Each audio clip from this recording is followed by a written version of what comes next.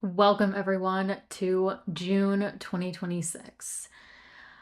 I will start this podcast episode off on June 9th when we have a Venus-Jupiter conjunction at 25 degrees in Cancer.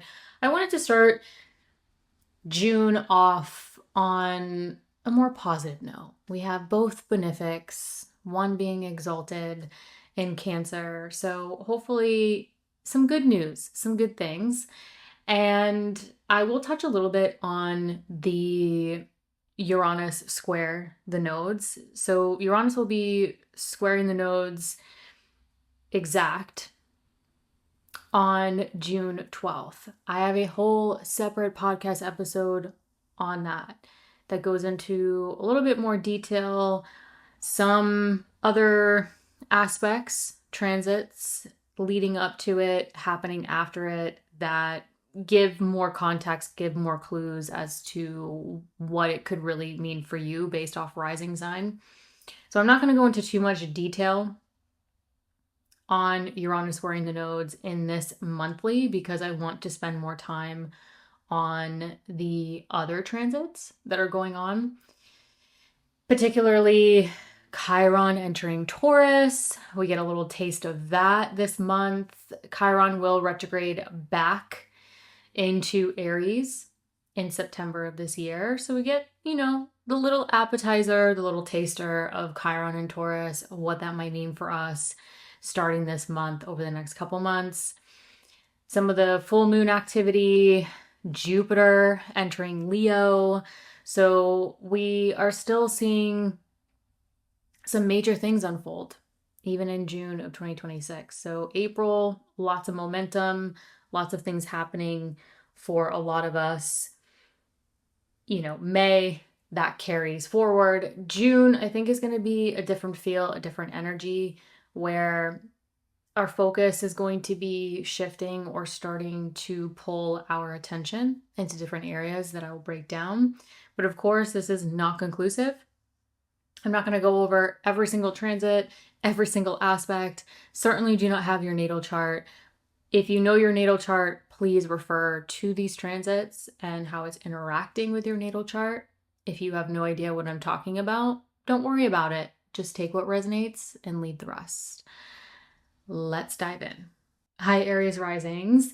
June 9th, this is the Venus-Jupiter conjunction at 25 degrees that will go exact. So Jupiter tends to expand whatever it's interacting with. And in this case, it's Venus. And Venus rules your Taurus second house of your value system, your earned income, your self-worth. And so there could be some maybe expansion or more focus on your emotional and physical foundation, maybe expansion to what's going on with relationships with family, property, real estate, renovations, relocations. So really, those themes could be expanding in some way, shape, or form. That could also involve sort of financial themes. Maybe it's more psychological for some of you. This could involve, your emotional and physical foundation and sort of how it's being integrated with your value system, right? With the second house. Maybe there's self-worth situation regarding sort of the emotional and physical foundation. So again, this can take on a plethora of manifestations. The other area to pay attention to regarding the foundation with Venus and Jupiter in your fourth house is that Venus also rules this seventh house of partnership, including marriage. So some of you could see some partnership situation, project, whatever it may be, if that resonates, if that's applicable to you, sort of expand regarding a home, family, property, real estate situation. Either way, I think this could be a good time for Aries Rising going into June, especially that applying aspect. the first week of June leading up to this exact conjunction, this could be a good time to just focus on the foundation of your lives, what is supporting you,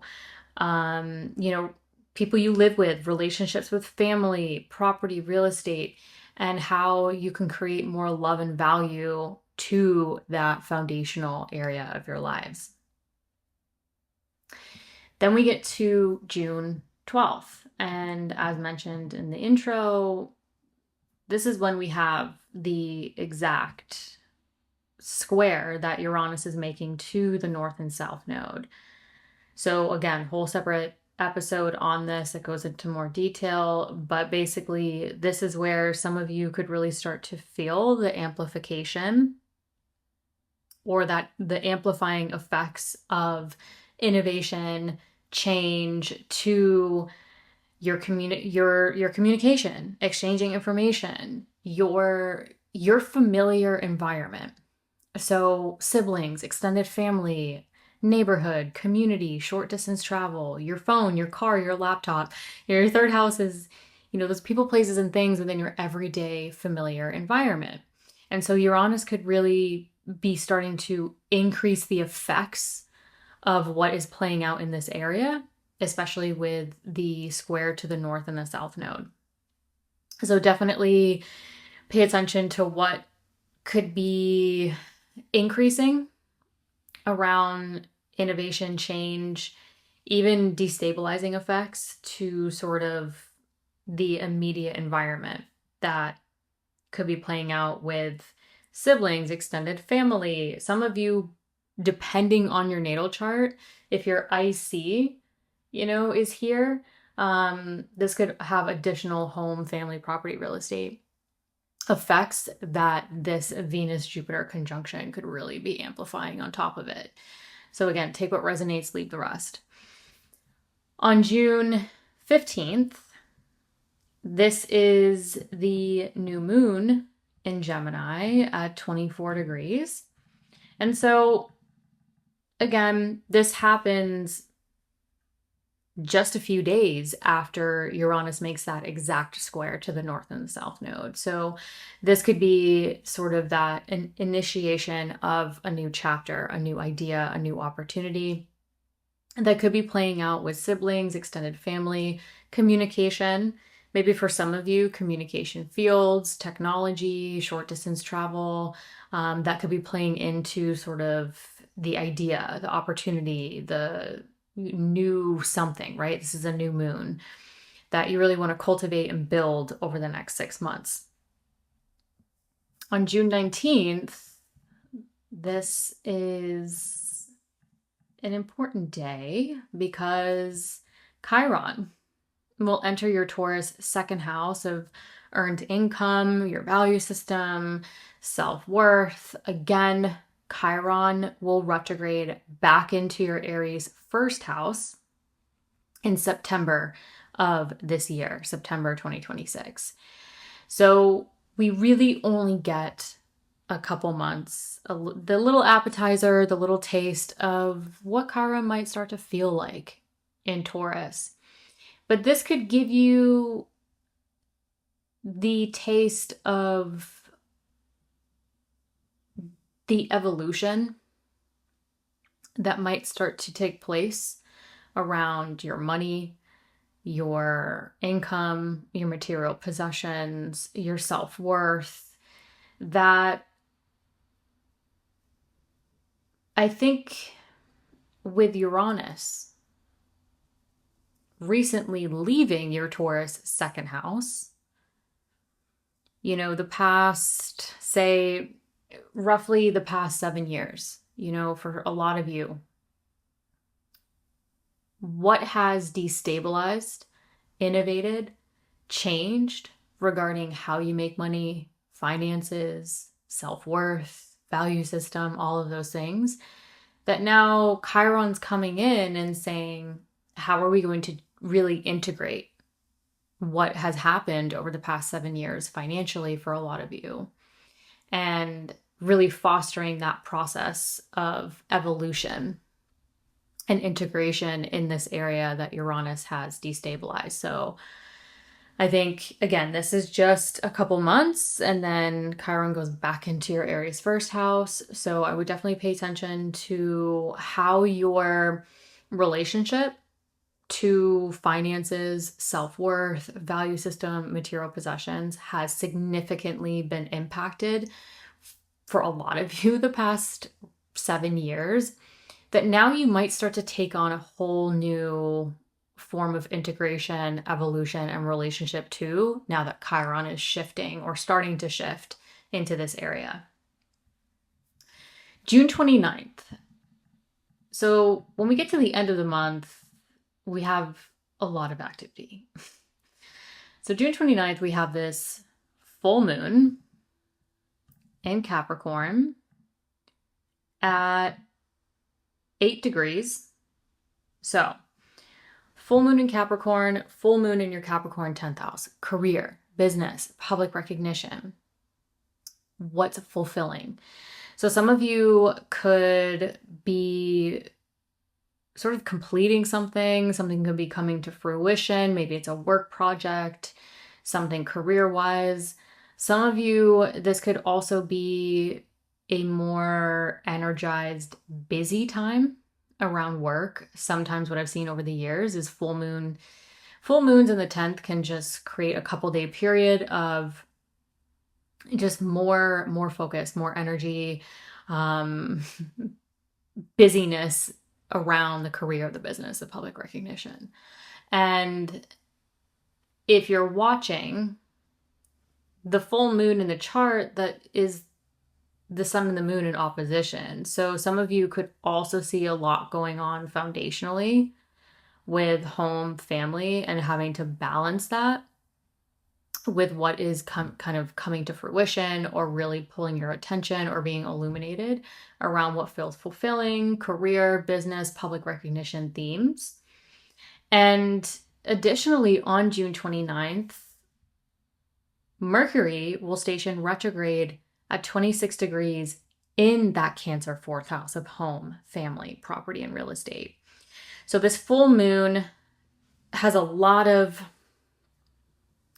energy because as it culminates, Mercury stations retrograde in the opposite house of that full moon. So that tells me that really the 10th and 4th house axis for a lot of you is going to be activated. So definitely pay attention to what's going on foundationally, what's going on with career themes, what feels fulfilling, etc. That with Mercury stationing retrograde, this could be pulling you to review and revise your work, your routines. Because Mercury does rule this 6th house of daily work, health, and routines, even coworkers. So some of you might really be reviewing and revising your routines, its impacts to your home and family with Mercury in that 4th house of home and family, as this full moon is really culminating and illuminating in that opposite house, that 10th house of career, public recognition, energizing that area. So lots going on this day. And additionally, with the full moon and Mercury stationing retrograde on June 29th, Jupiter will be right at that 29 degree, that aneretic degree. So this is adding, some sense of urgency, right? This sense of urgency, it's adding more, I think, potency for some of us, for you in that 4th house of home and family, with what maybe you're really kind of starting to pull back on, review and revise, as this full moon is really activating the home and family, career, public recognition axis in your chart. Now, the other thing I want to talk about with this Mercury retrograde, if you're watching, some of you might be looking at this. Mars entering Gemini and starting to apply to Uranus as we close out June. And this is Mars-Uranus conjunctions pack a punch. They can be pretty potent, but this Mars applying to Uranus on June 29th This is happening in a Mercury ruled area, and Mercury just stationed retrograde on this day. So I'm looking at this like what could really be amplifying or beginning, especially with this conjunction creating a new cycle, where something could be going on around your familiar environment, your neighborhood, your community, siblings, extended family. Maybe it's communication, technology, short distance travel. So what is happening in your everyday environment that could be becoming more intensified, more activity, more action? Maybe it's sudden action with Uranus involved that now has you also sort of reviewing and revising your routines, how to balance sort of your day-to-day life, your home and family, your foundation, as well as your career, your business, your public recognition. And then we get to June 30th. The following day, Jupiter finally pushes through and enters your Leo 5th house of joy, creativity, self-expression, children, if applicable to you, for the next year. And so we close out the month with Jupiter moving into Leo, really starting to, I think for a lot of Aries risings, starting to expand the area of what brings you joy, your heart's desire, your creativity, children if applicable, romance. Really, this is the fun house. This is the house of joy. And for the past year, Jupiter has been in this place of exaltation, but it has been in a square configuration to your first house of self. So whatever's been really happening around home, family, property, and real estate, it may have caused some stress or some tension to take action to your first house of self. Now with Jupiter entering Leo, not only is it in that place of joy and hopefully starting to expand more joy, more fun, more creativity, etc., but Jupiter for the next year will be in a trine configuration to that first house of self, hopefully sort of helping not only expanding the joy, but helping sort of dissolve those obstacles and create more flow to your physical body, your sense of self, your identity, and how you want to move through the world. Hi, Taurus Risings. June 9th, this will be the exact Venus-Jupiter conjunction at 25 degrees in your Cancer 3rd house. Now, the 3rd house is communication, but it's also our backyard, our familiar environment, those people, places, and things within that environment. So siblings, extended family, short distance travel. This could be appointments, errands, all the things that are going on in our everyday environment. But if you work in communication fields, exchanging information, technology, short distance travel, this could be a connection to that as well. But generally speaking, Jupiter tends to expand whatever it touches. And in this case, it's Venus. And Venus rules your first house of self, physical body. So some of you could be feeling more expansion around yourself, more movement in your neighborhood, your community, more things going on and expanding with siblings, extended family even. Some of you with Venus also ruling your Libra 6th house of daily work, health, and routines. Some of you could find your routines expanding, your work expanding. So some of you, this could actually be creating more expansion around just being busy, more work, more wellness, more focusing on yourself, more things going on in your everyday environment, especially with Venus ruling that 6th house where your routines are. Then we get to June 12th. This is what I mentioned in the intro. This will be the exact Uranus nodal square that takes place. Now, generally speaking, Uranus square the north and the south node. This could be the time where some of you really start to feel the increasing amplification of innovation, change, to sort of the money, the budgets, your value system, your self-worth, etc. So some of you could really be feeling sort of that increased action and change to your earned income, your self-worth, your value system. Then on June 15th, there is that new moon that I also talked about in that podcast episode. So this new moon comes along after that exact Uranus square at 24 degrees in that second house of earned income, self-worth, sort of indicating like whatever action, shifts, innovation, change that has happened. This new moon, I think, is a great time to maybe consider, new budget, new finances, new perspectives around your self-worth, your value system that you really want to cultivate and grow over the next 6 months. On June 14th is the new moon, Sunday. Then on June 19th, we have Chiron entering your Taurus first house of the self, the physical body, appearance, how you take independent action. So Chiron really moving into the area of you. Now, this will only be for a few months. Chiron is going to retrograde back into your Aries 12th house in September of this year.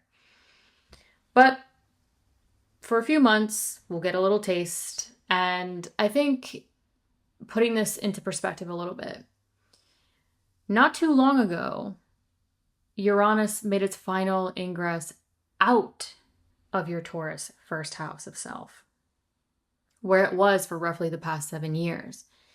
So some of you, thinking back over the past 7 years or so, how much has changed, destabilized, innovated around who you are, how you want to move through the world, that also for a lot of you sort of impacted your career, your public recognition, your living situation, home, family, property, real estate, and having to balance that with your connections with others and partnership.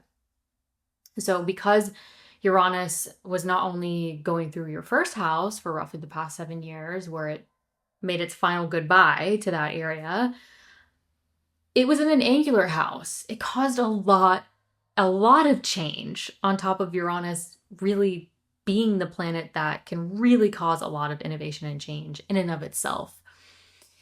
Then Chiron is starting to make its way into this area. And so how I'm looking at this from a very sort of like a high perspective is contemplating how much has changed around you and its impacts to those other major areas for roughly the past 7 years, and how Chiron could really start to create some integration and even evolution of that, right? We go through a lot of change, but then after that change, we have to integrate it. We have to even heal it if that resonates with you. We have to evolve with it. So I think Uranus created a lot of things to this first house of self for you Taurus risings, that now Chiron is moving into this area, and I think redefining your relationship to yourself by sort of integrating the change, integrating what has happened. Then on June 29th, June 30th are exciting days. There's a lot of activity. The first thing I want to talk about is this full moon on June 29th at 8 degrees in your Capricorn 9th house. So this could include, higher knowledge, continuing education, long distance travel, a spirituality. For some of you, it could include publishing, teaching, even career-related themes, depending on your natal chart. So this full moon could really be an illumination around some of those themes, culmination around those themes, really pulling your attention to that. But the full moon is the sun and the moon in opposition in the chart. And so this could really be also heavily energizing your third house of, again, that familiar environment. this full moon could create a lot of sort of activity, whether it's through travel, communication, publishing, teaching, knowledge, things going on in your neighborhood, your siblings, your extended family, etc. And I think this full moon has a lot of interesting activity, particularly because when this full moon culminates, Mercury will station retrograde in that Cancer third house.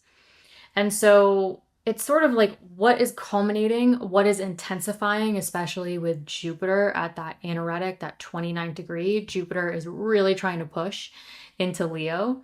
And so with Mercury stationing retrograde as this full moon is culminating, it's sort of like what is culminating that now has you reviewing and revising those Mercury ruled areas. The Mercury ruled area that I have a very strong eye on with this Mercury retrograde is your Gemini second house of earned income and self-worth, particularly because as this full moon culminates, Mercury stations retrograde, we have a Mars applying to a Uranus in this Mercury ruled Gemini second house of earned income and self-worth. So Mars-Uranus conjunctions are notorious for a lot. They can be quite stimulating. Excuse me, I just kicked something. It can be quite stimulating. Now, collectively, a lot of us could be seeing a lot of interesting news stories. And individually, for you Taurus risings, I think this could be sort of stimulating a lot of action, plan of action, desire, motivation that could even feel quite sudden around finances, self-worth, your material possessions, etc. Now, as Mars is applying to Uranus, really stimulating the area of your finances or financial themes, that could also involve partnership, because Mars does rule the seventh house of partnership. So if that is applicable to you, this could also involve your business partnerships, personal partnerships, including marriage, in whatever is being really stimulated financially for some of you. That now this Mercury retrograde is having you sort of review and revise as something is maybe amplifying in that area. Now, Mercury also rules your Virgo fifth house of joy, creativity, self-expression, even children, if applicable to you. So some of you might see some revision around, creative projects. And some of you, this could involve, I'm getting a little bit in the weeds here, but I like to include as much as I can generally. And for some of you, depending on your natal chart, with Mercury stationing retrograde in that third house where siblings, extended family are, there could be like siblings, extended family, Mercury ruling that fifth house of children. Like maybe there's children themes tied to siblings, extended family, maybe your own children, if applicable. That could be kind of being culminated or coming up around this time. But generally speaking, Mercury stationing retrograde, ruling your fifth house. Maybe some of you are sort of reviewing and revising like a creative project, your self-expression, what brings you joy, and how to integrate that within your everyday familiar environment, or your communication projects, short distance travel, exchanging information, etc. Then the following day, finally, Jupiter enters your Leo fourth house of home, family, property, and real estate, where for roughly the next year, Jupiter will be sort of expanding this foundational area of your chart and thus life. So for the next year, some of you might see more expansion to family themes, relationships with family, property, real estate, renovations, relocations. Maybe with Jupiter ruling this eighth house of investments, resources, partners' resources, if applicable, some of you could really be sort of looking at that to sort of invest in something foundationally that supports emotional and physical foundation. But all in all, we close out the month with Jupiter really kicking off and initiating the expansion of the foundational area of your life for roughly the next year. Hi, Gemini Risings. June 9th, this is the Venus-Jupiter conjunction that goes exact at 25 degrees in your Cancer second house of earned income, self-worth, really like your value system, your material possessions. So this could have financial themes or, money, budget, material possessions could definitely be sort of where it plays out.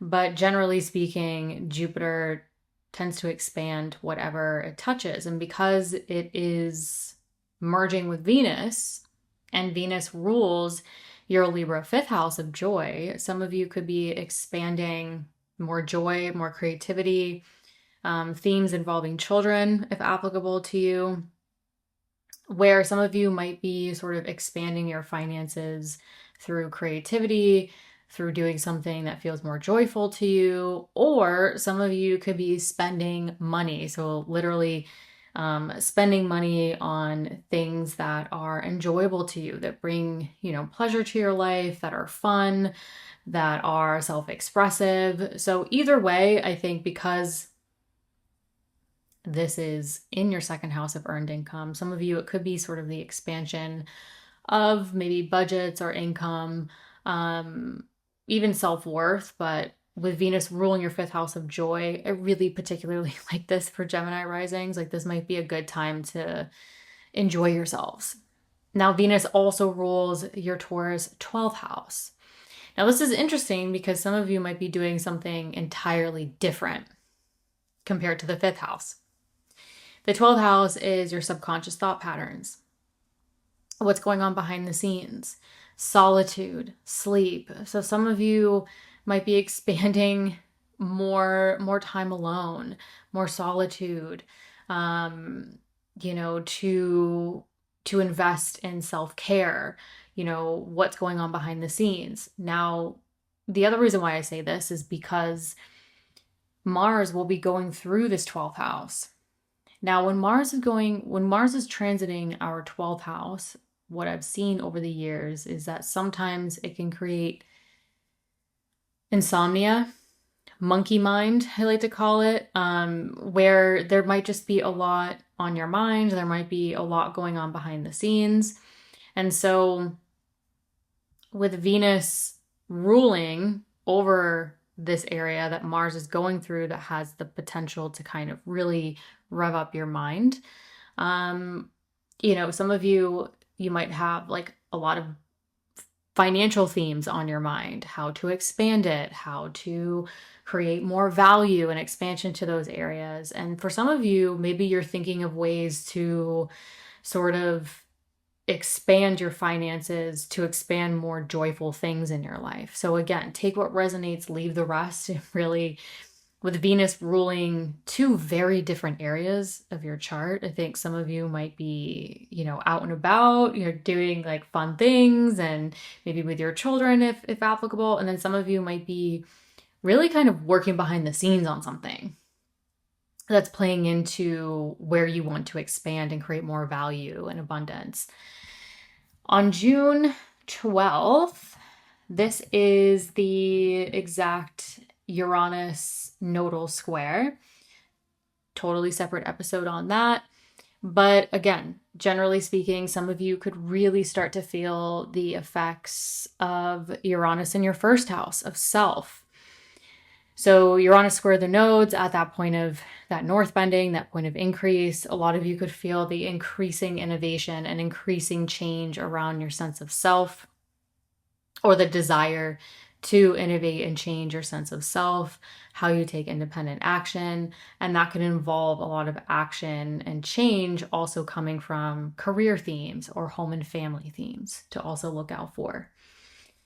Then on June 14th or 15th, looks like the 14th here on Eastern Standard Time,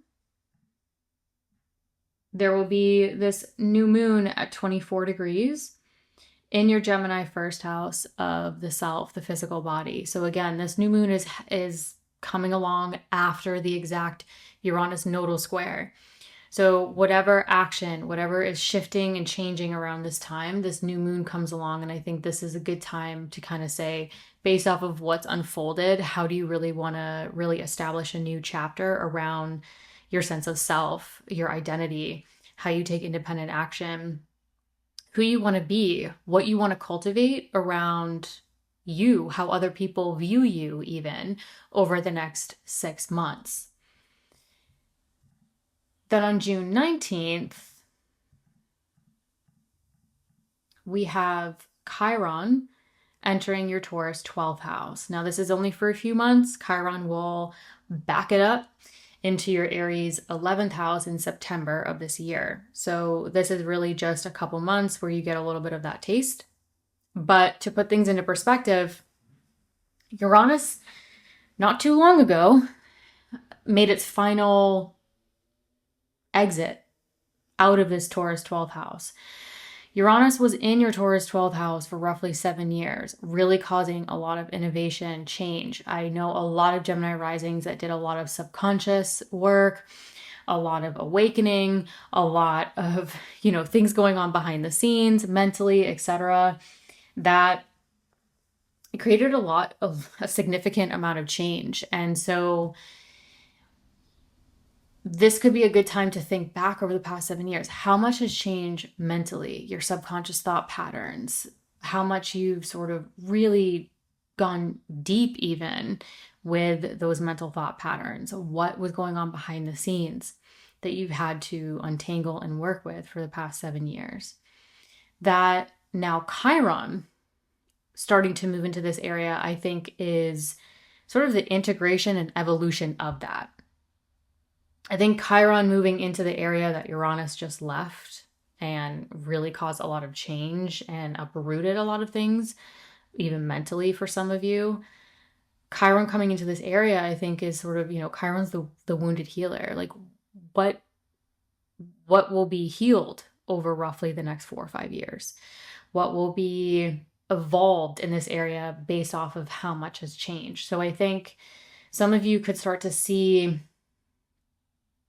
the effects of how you're going to sort of foster that process of sort of healing and integration to this 12th house area that Uranus has uprooted, destabilized, innovated, changed to sort of what was going on behind the scenes, what was going on mentally, where did you limit yourself, self-sabotage yourselves, how did you undo yourselves for the past 7 years. That now Chiron coming to this area, I think, is like, okay, let's integrate it, let's soothe it, let's heal it, let's evolve past it. Then June 29th and June 30th are really important days because June 29th, we have quite a bit going on, actually. There is this full moon at 8 degrees in your Capricorn 8th house of transformation, transformational decisions. This is also a financial house, but long-term finances, including partners' resources, if that's applicable to you. So this full moon could really be like illuminating or bringing something to fruition regarding those financial themes, resources, making big decisions even. That's also integrating your own personal finances, budgets, value system, self-worth. Now, as this full moon culminates, Mercury will station retrograde in your Cancer 2nd house of earned income and self-worth. And Mercury rules that first house of self, where Mars is now applying to Uranus. Now, Mars-Uranus conjunctions are notoriously a lot stimulating. Now, collectively, a lot of you could see a lot of interesting news stories around this time, but individually, I think this could be a very stimulating time for Gemini risings around your work, your long-term goals, your aspirations, and your social network, because that's what Mars rules in your chart. Mars rules that 11th house and that 6th house. So not getting too into the details here, there could be a lot stimulating around sort of your aspirations, your goals, your social network, your work, your routines that are directly involving you, that at the same time has you moving into this revisionary period around you, how you're going to take action. Some of you might also be looking at the other Mercury ruled area with this Mercury retrograde, which is going to be your Virgo 4th house of home, family, property, and real estate. So some of you might really start to review financial themes regarding property, real estate, home, family. That's also playing into what's going on with work, what's going on with goals. That is directly involving you personally, that some of you could really start to feel the amplification around with the Mars applying to Uranus as we close out the month. Then on the following day, on June 30th, this is when Jupiter makes its final ingress, moves into your Leo 3rd house. So the 3rd house is your familiar environment, those people, places, and things within your familiar environment. So this could be sort of like appointments, neighborhood, community, short distance travel, but this is also communication, exchanging information, siblings, extended family. And Jupiter moving into your Leo 3rd house of communication for the next year could really expand those themes. Now, Jupiter rules that 10th house of career, business, public recognition. So if you work in communication fields, technology, short distance travel, exchanging information, Jupiter could really help expand those themes regarding the career, the business, and public recognition in that. But Jupiter also rules this Sagittarius 7th house of personal and professional partnerships. So some of you might see the expansion of connections and partnership through the communication, through the daily familiar environment. But the 7th house also including marriage. So Jupiter trine your 7th house for the next year or so could really sort of dissolve those obstacles to sort of your familiar environment, your communication, even extended family, to the area of partnerships. So some of you might see for the next year sort of the expansion more personally, but some of you it might be more professionally as well, particularly because Mars ruling this 11th house of long-term goals, applying to Uranus, creating that new cycle for the next 2.5 years or so, really kicking that off around the aspirations, the goals, the social network, as Jupiter is moving into literally your 3rd house of communication, hopefully expanding, creating more abundance, more faith to sort of your everyday movement, your everyday familiar environment. That could really be playing into what is kicking off. However, this Mercury retrograde, I think, is helping you review and revise the physical and emotional foundation that is going to support all these moving parts, as well as reviewing and revising what is ultimately going to support you, as a lot of Gemini risings are really moving into a completely new chapter at this point. Hey Cancer risings, June 9th. This is a beautiful Venus-Jupiter conjunction at 25 degrees in your 1st house of self, physical body, how you take independent action. So these are the two benefics, and this Jupiter is exalted in your Cancer 1st house. So this is a pretty powerful conjunction. Now, generally speaking, Jupiter expands whatever it's really interacting with. And because Venus is involved with Jupiter here, Jupiter could be expanding those Venus-ruled areas of your chart. And Venus rules your Libra 4th house of home, family, property, and real estate. So some of you could be expanding sort of that emotional, physical foundation that supports you, whether it's through relocation, renovation, relationships with family or people you live with. And Venus also rules your Taurus 11th house of friends, groups, communities, and long-term goals. So this conjunction is interesting, particularly for Cancer risings, because I think Venus rules a very foundational part of your chart in this life, and it also rules this very social 11th house.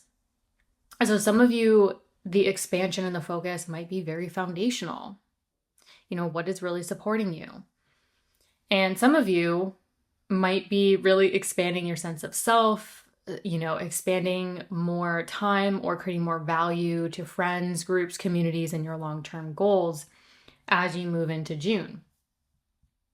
Now, the next day I have is that June 12th, where Uranus will go exact, square the nodes.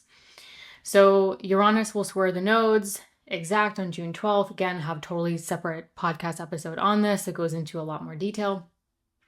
But generally speaking, a lot of you, this is when Uranus in that 12th house of subconscious thought patterns, behind the scenes, solitude. Really, this is a very private, sort of hidden area of your life. And this is when I think a lot of Cancer risings might feel that Uranus activation behind the scenes. So some of you could feel that increasing innovation, change, activation around sort of your thought patterns, what's going on behind the scenes, what's going on in solitude. Then on June 14th, there will be the new moon that happens at 24 degrees in that Gemini 12th house. So I think this new moon sort of comes along after a lot of action and potential change, especially with Uranus directly square the nodes days before this. And so this new moon comes along, and I think this is the opportunity for a lot of Cancer risings to potentially really set a new chapter around your thought patterns, you know, plant new seeds, new opportunities, new chapters around sort of what you've been working on behind the scenes, what you've been untangling, what's been going on privately, that maybe some of you really want to start to cultivate over the next 5 or 6 months. Then on June 19th, this is interesting because Chiron will enter your Taurus 11th house of friends, groups, communities, and long-term goals. Now, Uranus was in this area not too long ago. And when Uranus was in Taurus, you know, Uranus officially left your Taurus 11th house, I believe on April 26th, and was there for roughly 7 years, destabilizing, shifting, innovating, changing who you surround yourselves with, your friends, your groups, your communities, your long-term goals. So some of you might be able to sort of contemplate, think back over roughly the next 7 years. How much has changed around your connections, like your friends, your groups, your communities, your aspirations, your goals? Or some of you might have even have felt some destabilizing, I can't talk right now, excuse me. Some of you may have felt the destabilizing effects to your friends, groups, communities, and long-term goals. Now that Uranus is out of this area, Chiron starts to move in. And I think this is when some of you could get a little taste, because Chiron will back up to your Aries 10th house in September of this year. So again, you're only going to get a little taste of this for the next couple months, where some of you might start to see the healing effects, healing opportunities, the evolution of what has transpired the past 7 years around your friends, your groups, your communities, your long-term goals. And so I think this could be, again, for some of you, that taste of like, you know, Chiron's the wounded healer. Like how are you coming off of that transit with Uranus to this area? How are you now seeking sort of maybe the ability to foster more of that evolution, more of that healing presence, right? Anytime we go through destabilization, change, innovation, at some point we have to go through a season of stabilizing, healing, untangling, putting things together, evolving it. And so I think Chiron moving into Taurus, like this is when Uranus is finally out of this area. And maybe some of you are starting to seek more stabilizing effects to friends, groups, communities, and your long-term goals. And Chiron moving into this area can maybe start to change and evolve your relationship to your social network and your long-term goals in new ways. So definitely pay attention to what effects to those 11th house themes start to play out over the couple months. It could definitely be giving you sort of the feeling or the effects that you could really start to feel in 2027 when Chiron starts to move back into this area. On June 29th, we have quite a bit going on. So June 29th, we have this full moon culminating in your Capricorn 7th house of personal and professional partnerships, including marriage, if that's applicable to you. So this full moon could really be culminating or bringing something to life regarding, something playing out with partnership themes, marriage, if applicable. But full moons really highlight your 1st and 7th house axis. So this is really illuminating sort of your needs versus the needs of others. Your needs versus sort of how you connect with others, etc. Now, as this full moon culminates, Mercury stations retrograde at 26 degrees in your Cancer 1st house of self. So it's interesting. It's sort of like what is culminating around you, your connections with others, maybe some things playing out with partnership themes. That Mercury now sort of shifts into this revisionary period in the area of you personally. But Mercury rules this Gemini 12th house of behind the scenes, subconscious thought patterns, solitude, again, a more private, hidden area of our lives.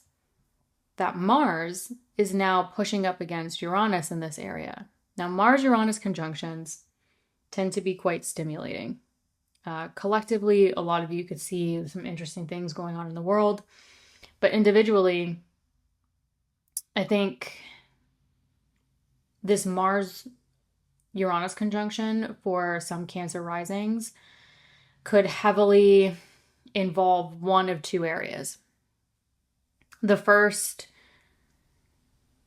is Mars ruling this Aries 10th house of career, business, and public recognition. So you could be really initiating something or stimulating something behind the scenes, working on something behind the scenes, activating something behind the scenes with your work, your business, your public recognition, with Mercury ruling over this Gemini 12th house area where this Mars-Uranus conjunction will take place. And so whatever is maybe getting activated, stimulated mentally behind the scenes, privately, this Mercury retrograde could be playing into sort of that revisionary process of what is really getting activated or starting behind the scenes that could definitely have sort of career themes playing into it. The other area that could be playing into this Mercury retrograde is Mercury ruling this Virgo 3rd house of communication, exchanging information, siblings, extended family. Again, your 3rd house is communication, but it is your familiar environment and all the things within your familiar environment. Now, you could be reviewing and revising sort of your familiar environment, things going on, right? Siblings, extended family, communication.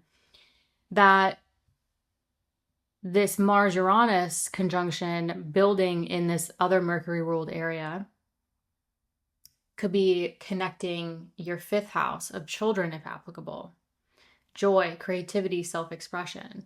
So some of you, something could be really culminating behind the scenes artistically, creativity, joy, children, if applicable, that now has you reviewing and revising sort of what familiar environment, day-to-day sort of situation is really going to support that. So I think some of you, this Mercury retrograde is really connecting a lot of different areas of your chart. It's not just, your Gemini 12th house and your Virgo 3rd house. Because this Mars-Uranus conjunction is building in a Mercury-ruled area, as Mercury is reviewing and revising, it's more than that. This Mars is also, I think, involved and making connections to sort of the more visible aspects of your life that could involve career or sort of children, if applicable to you, or creative projects. Now, Jupiter at 29 degrees at the time of this full moon, culminating as well, could potentially intensify the situation. Jupiter at the anaretic degree. There could be sort of like a feeling of urgency, of, heightened awareness with what is culminating around you versus connections with others. That could include personal and business partnerships.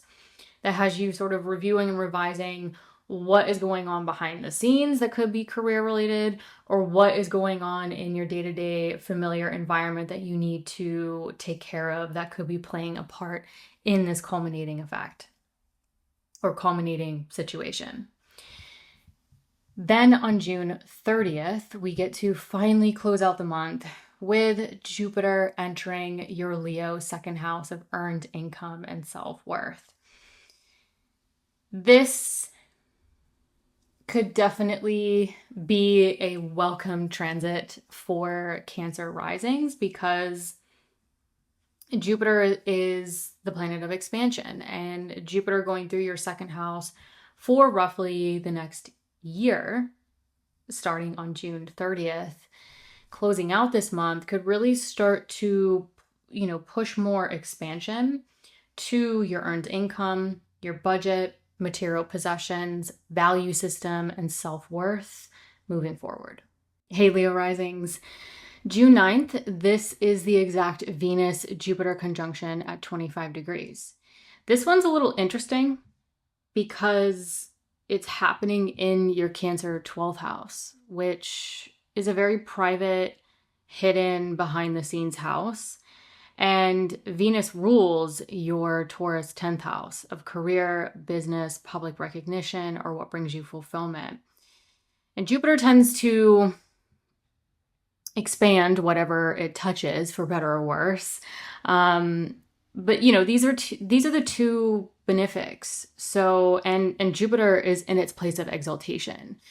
So Jupiter has a lot of strength to expand, technically speaking. I think for a lot of Leo risings, I almost want to ask a lot of Leo risings, what's going on behind the scenes? What are you working on, expanding upon behind the scenes?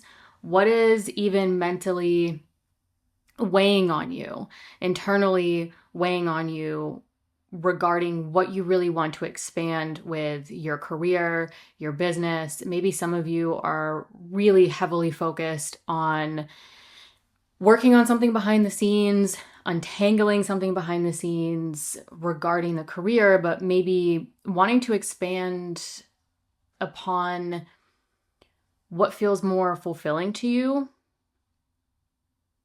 over the next, I would say, 18 months, just off the top of my head with the Venus cycle.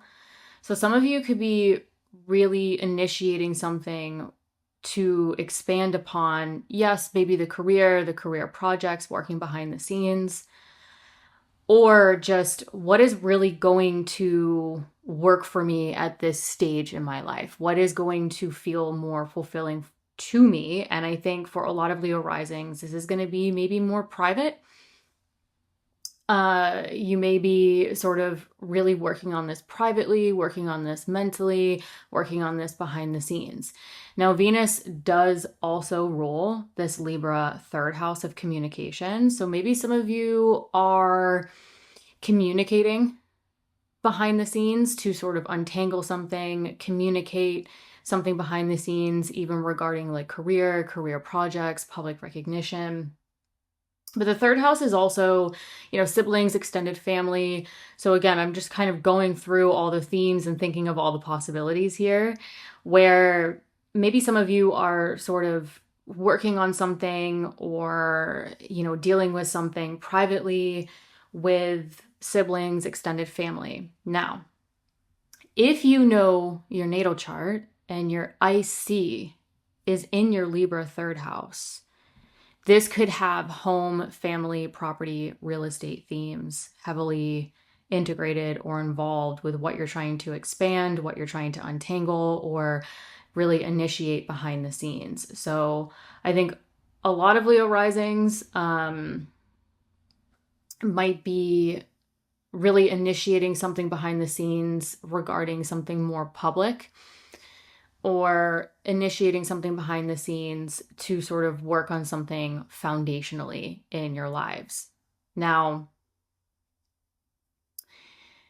for example, as a Leo rising, this might, going off on a riff here, this is definitely, for me personally, this is going to be, I can already have a pretty clear understanding of what this might have in store for me. As some of you may already know, I'm really shifting gears in my business with Venus ruling my midheaven in my 10th. So shifting gears, really working on a massive project that might take me,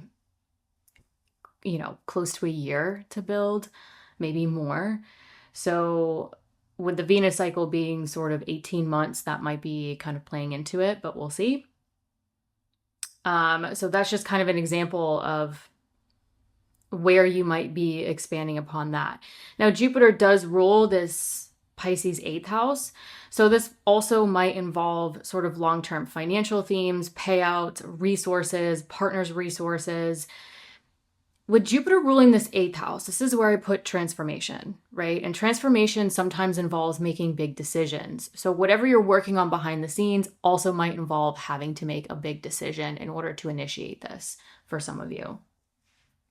All right, I'm going to stop going off on tangents here and focus. The next important date that I would pay attention to is really the lead up to June 12th, when Uranus will hit that exact square with the North and South node across your financial axis in your chart, your 2nd and 8th house.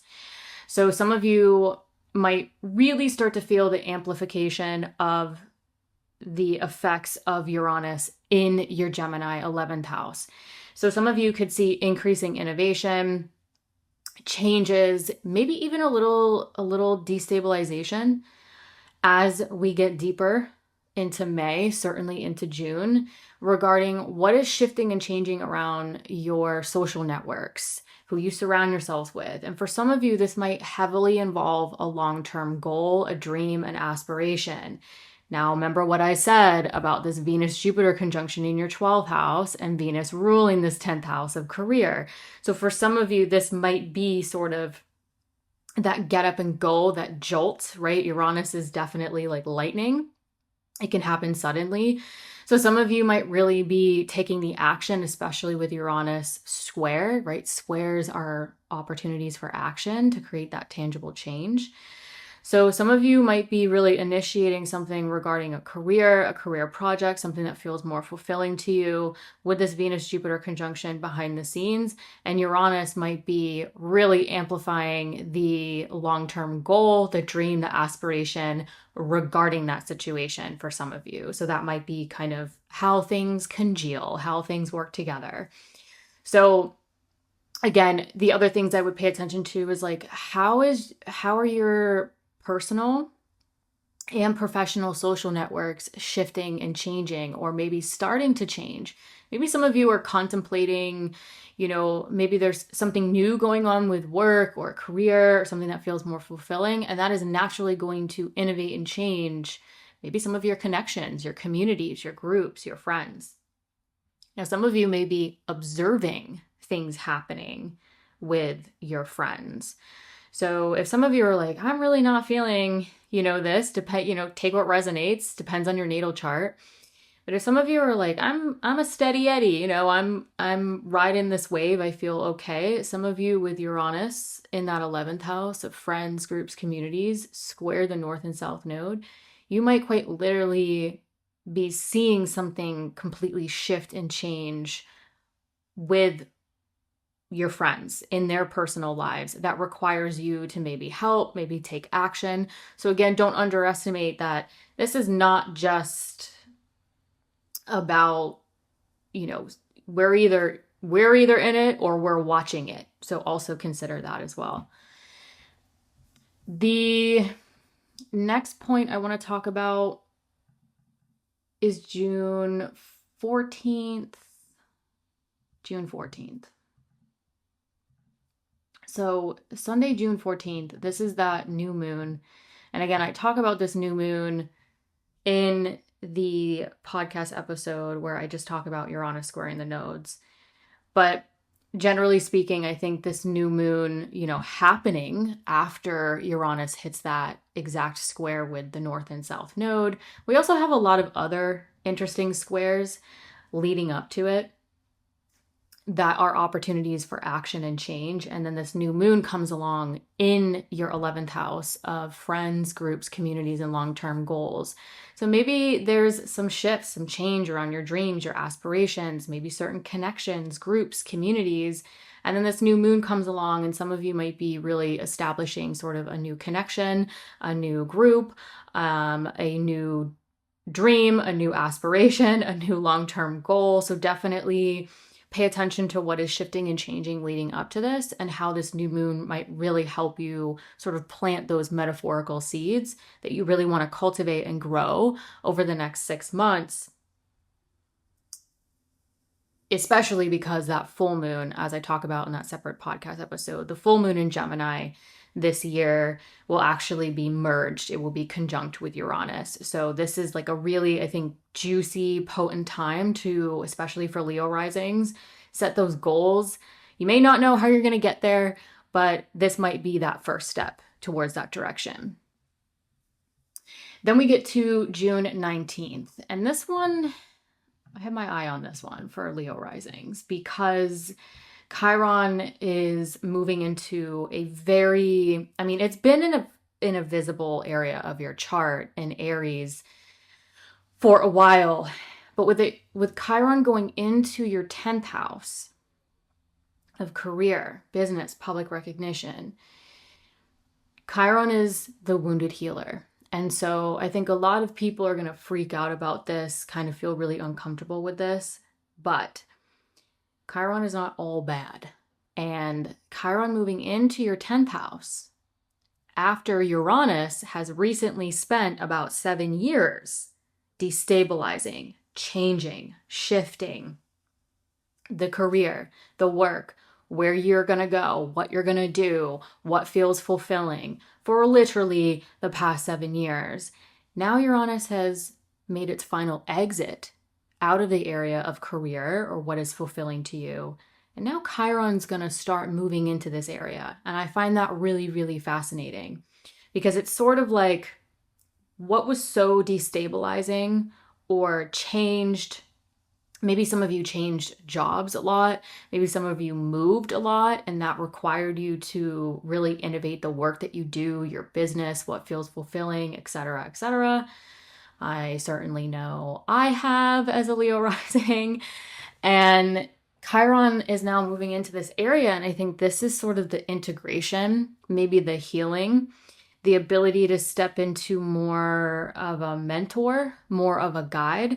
So I think this is only going to happen for a few months. So Chiron's going to give you a little taste over the next couple months of what Chiron might feel like giving you those contextual clues as to where you may be headed with career or what feels fulfilling.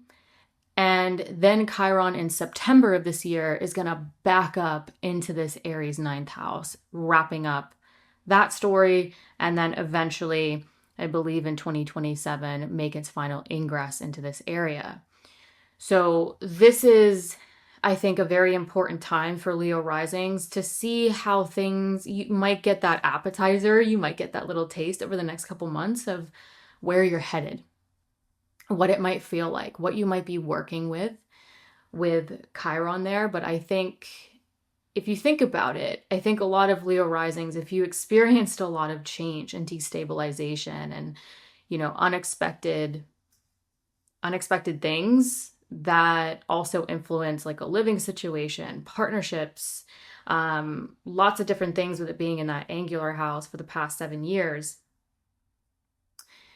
Think about how much experience you've gained, how much wisdom you've gained, right? It's one thing to plan and then things go according to plan, but when Uranus is going through your 10th house, that plan doesn't always, for me, it rarely happened the way I planned. And so I had to think on my feet. I had to shift. I had to prepare. I had to innovate. I had to think of, who, what, where, when, why. And that, although that was very stressful for me, and I know it was stressful for a lot of Leo risings the past 7 years, it really taught me a lot.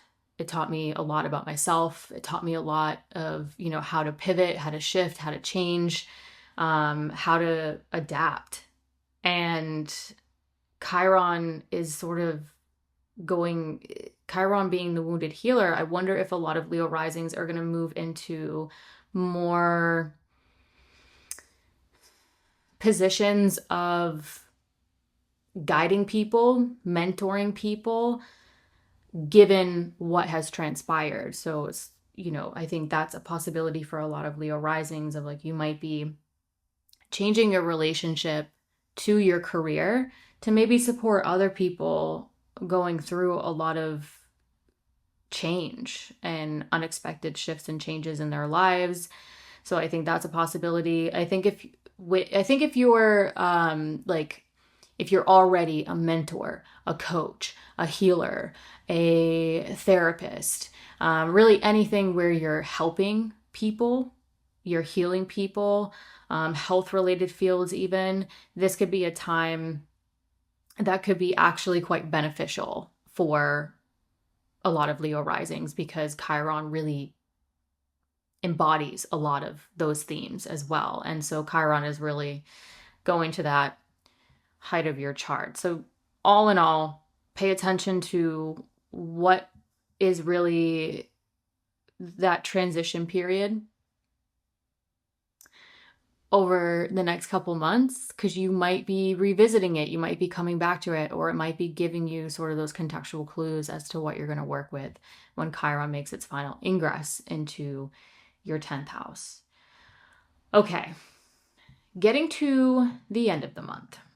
There's a lot going on, especially with this full moon. This full moon, I think, is going to be underestimated in terms of its potential and potency, because this full moon on June 29th will be at 8 degrees in your Capricorn 6th house of daily work, health, routines. There's a lot to break down with this, so I really want to stay focused here. So full moon, starting very general and getting more specific. There could be this illumination around your health, wellness, vitality, your routines, illumination, something coming to fruition around your health or your work or your routines. Pay attention to coworkers, even pets. I would put pets in the 6th house. So if you really, pets are like a very prominent thing or theme in your life going into June, this could really kind of like bring something to fruition or sort of culminate whatever's been going on there. So it's like working with one-on-ones. I've seen even with myself, having pets, just seeing sixth house activity really bring that to life, thinking I'm like, oh, it's going to be a health situation or a work situation. And then lo and behold, it's actually a pet situation. So I want to toss that in there as a possibility if that resonates around this time. Now, if you're watching, the full moon in the chart is the sun and the moon in opposition. So also considering your 12th house of subconscious thought patterns, what you've been working on behind the scenes, what feels more hidden, private, solitude, etc. This full moon, I think, also has a possibility to sort of shed light on your thought patterns. Also pay attention to your dreams around this time. You could have a lot of dream activity if that resonates. But this full moon culminates when Mercury stations retrograde at 26 degrees in your Cancer 12th house of behind the scenes, subconscious thought patterns. So it's sort of interesting how something is being illuminated or coming to life or coming to fruition, maybe around sort of your mind and your body. Maybe, again, it's a health situation. Maybe it's a work or coworker situation. And the Mercury stationing retrograde in your 12th house is sort of like, well, what are you now reviewing and revising, or sort of taking a step back with what maybe is being illuminated? But again, I want to point out, you might be reading the fine print. You may be sort of taking a step back to really mentally untangle something, work on something. And as this Mercury stations retrograde, Mars has just entered your Gemini 11th house, applying to Uranus. This Mars-Uranus is a very stimulating, it's Mars-Uranus conjunctions are notorious for stuff happening collectively and individually. But this Mars-Uranus cycle is now happening in a Mercury-ruled sign. And we have a full moon as Mercury is stationing retrograde, moving back in this 12th house. So it's sort of like, what is suddenly initiating, shifting, changing, Mars is action.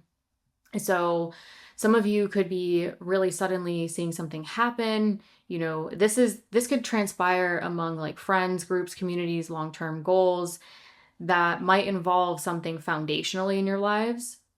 This also might involve something to do with sort of like knowledge, maybe, more knowledge, spirituality, truth, belief, those growth and potential themes playing into it, where it's almost like I see something with this full moon culminating and then this Mars-Uranus conjunction starting to build in this Mercury-ruled area. It's sort of like, what suddenly shifts or starts or unfolds that now all of a sudden has you reviewing and revising behind the scenes.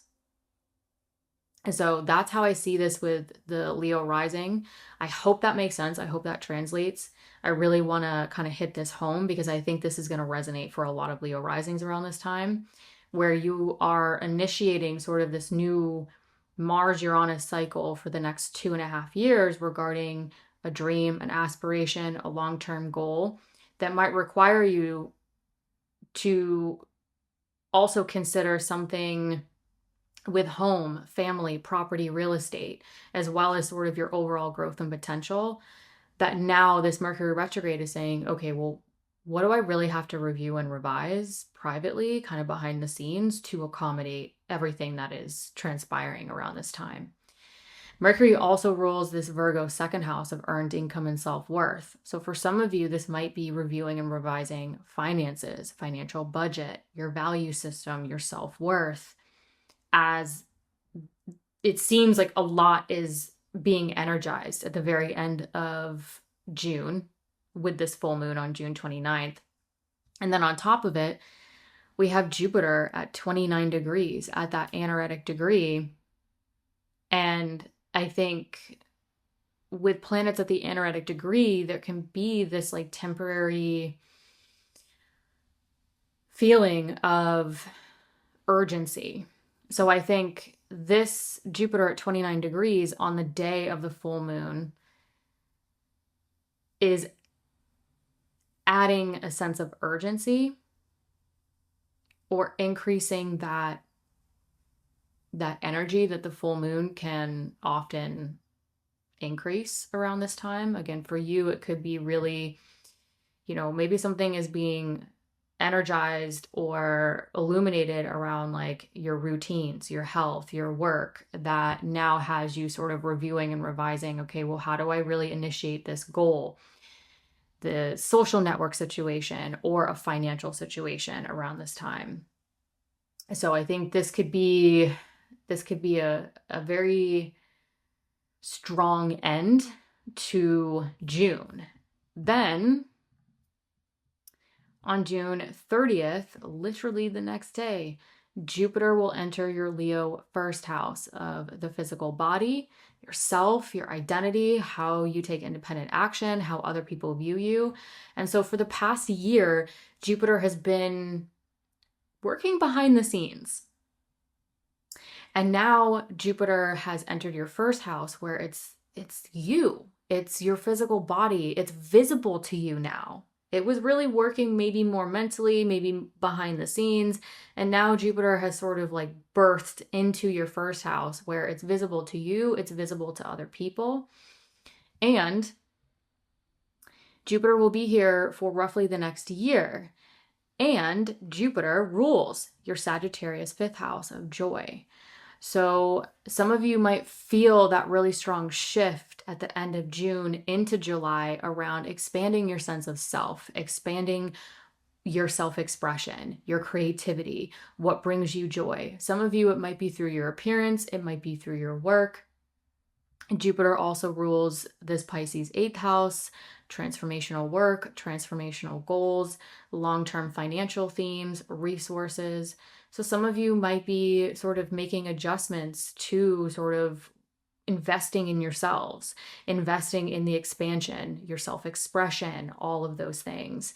So again, Jupiter will square Chiron up here. So some of you initially might feel some change or some necessary action around maybe shifting something around your work or what feels fulfilling to you so that you can really step into more expansion of yourselves in the world over the next year. Hi, Virgo Risings. On June 9th, this is the exact Venus-Jupiter conjunction at 25 degrees. This lands in your Cancer 11th house of friends, groups, communities, and long-term goals. So a lot of you could see those themes of things happening in your personal and professional social network, long-term goals, aspirations. But I think some more specific potentials with this conjunction might involve financial themes because Venus rules your Libra second house of earned income and self-worth. So some of you actually could be setting like new goals and aspirations regarding finances, or sort of looking at your financial situation and seeing sort of what goals, aspirations, those kinds of things to invest in, to pay for. The other like more nitty-gritty themes that are a potential for Virgo risings is this Venus also rules this Taurus 9th house. And the 9th house is really your higher knowledge. I even consider like continuing education, higher education. So some of you might actually be starting to look into expanding your knowledge, publishing, teaching if applicable. That's part of a long-term goal. Also, your social network, being involved in that. The 9th house is also long distance travel. So with Venus and Jupiter in a very social house, right? The 11th house is your friends, your groups, your communities. Some of you could see a literal translation of this, of really sort of stepping into maybe like traveling for a group or a community, traveling with friends. What are some other potentials here? I think just the Venus-Jupiter is this beautiful conjunction with both benefics, Jupiter being exalted, so very, very strong, really kind of, I think, helping expand the value with friends, groups, communities, and long-term goals, and sort of how you are looking at sort of your overall growth and potential, or sort of those financial themes of maybe spending money to spend more time with particular friends, spending money to expand upon your long-term goals, your social network. Again, growth and potential themes with Venus ruling this ninth house, which could include sort of the travel, the knowledge, the spirituality, publishing, teaching. And for some of you, depending on your natal chart, this could also include sort of career themes as well, especially if your midheaven is in that Taurus ninth house. The next day I want to jump to is June 12th, when Uranus will be in an exact square to the north and south node. Again, I have a whole separate podcast episode on this. But generally speaking, a lot of you could start to feel the amplification around the innovation, change, even destabilization to sort of your career, what you want to do, what feels fulfilling to you. So some of you could see a lot of action and change around those career, public recognition, what feels fulfilling to you around this time start to really amplify, especially, I would say some of you could really be feeling this throughout May, certainly into June, but the exact is on June 12th. Then on June 14th, there will be this new moon that moves on through this Gemini 10th house. Again, career, business, public recognition themes.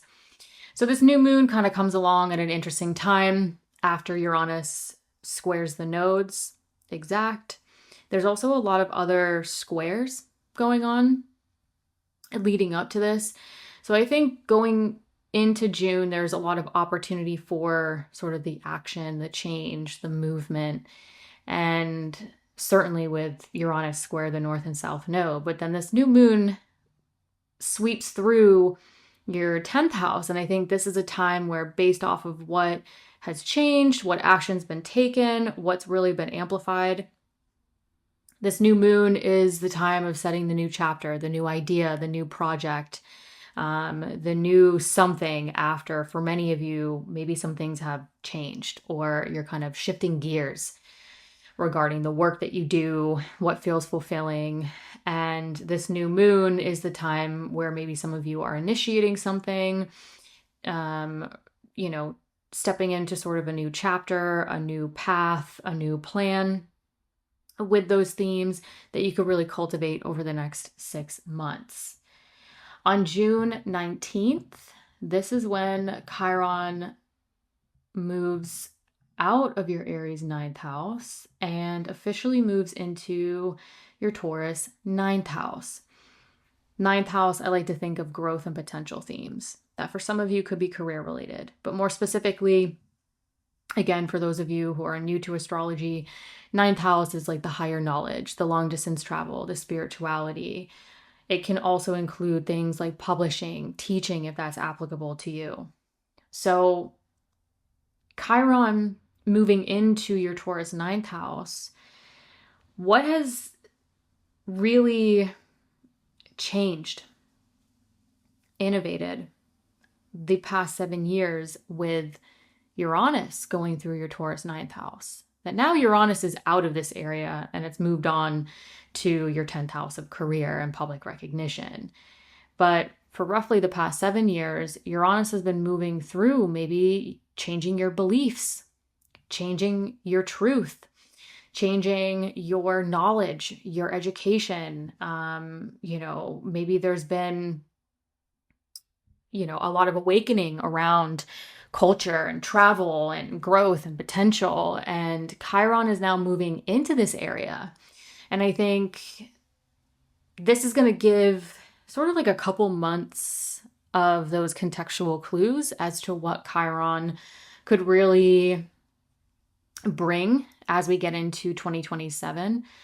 Because Chiron is going to move back in to your Aries 8th house in September of this year. So we only get like a couple months of the taste of Chiron in your Taurus 9th house. And I think this could really start to maybe provide clues on how you are changing your relationship to your beliefs, your knowledge, your spirituality, growth and potential themes.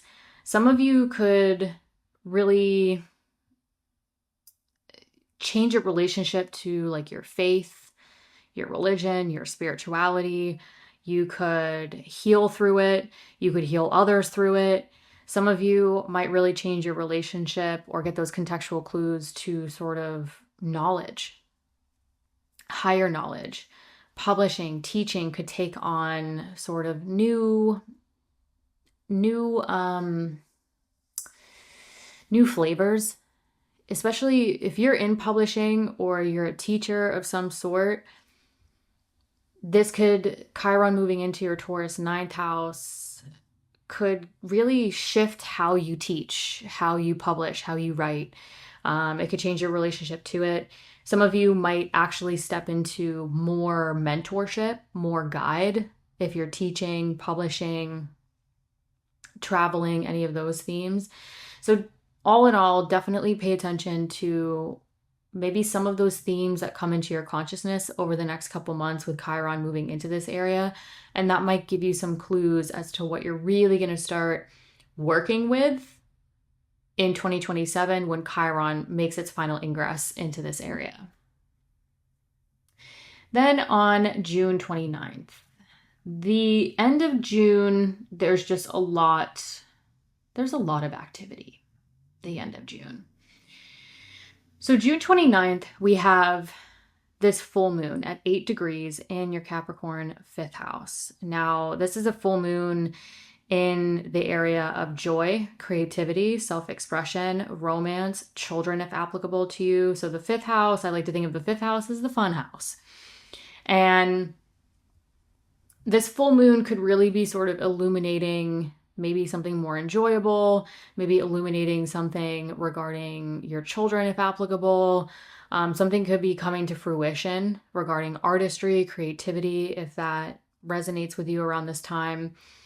But the full moon is also the other luminary, the sun, in this full moon will be in your Cancer 11th house of friends, groups, communities, and long-term goals. So this full moon could really culminate something regarding a goal. Maybe there's a lot of social activity, fun things going on around this time for you that could be energized, could be really highlighted around this time. And for some of you, I think this full moon could be shedding light on maybe celebrating something or celebrating a goal, celebrating something with friends, groups, communities, etc. Again, take what resonates. However, this full moon, as this full moon culminates, Mercury stations retrograde on the same day. So June 29th, full moon culminates, Mercury, boom, goes back, retrogrades at 26 degrees in that Cancer 11th house of friends, groups, communities, and long-term goals. So there's a little bit to unpack with this because it almost appears like something is really culminating and being energized around this time where Mercury stations retrograde and has you maybe reviewing and revising now that something has come to fruition or something has come to light, basically. And this Mercury, for you Virgo risings, rules your Virgo first house of the physical body, the self.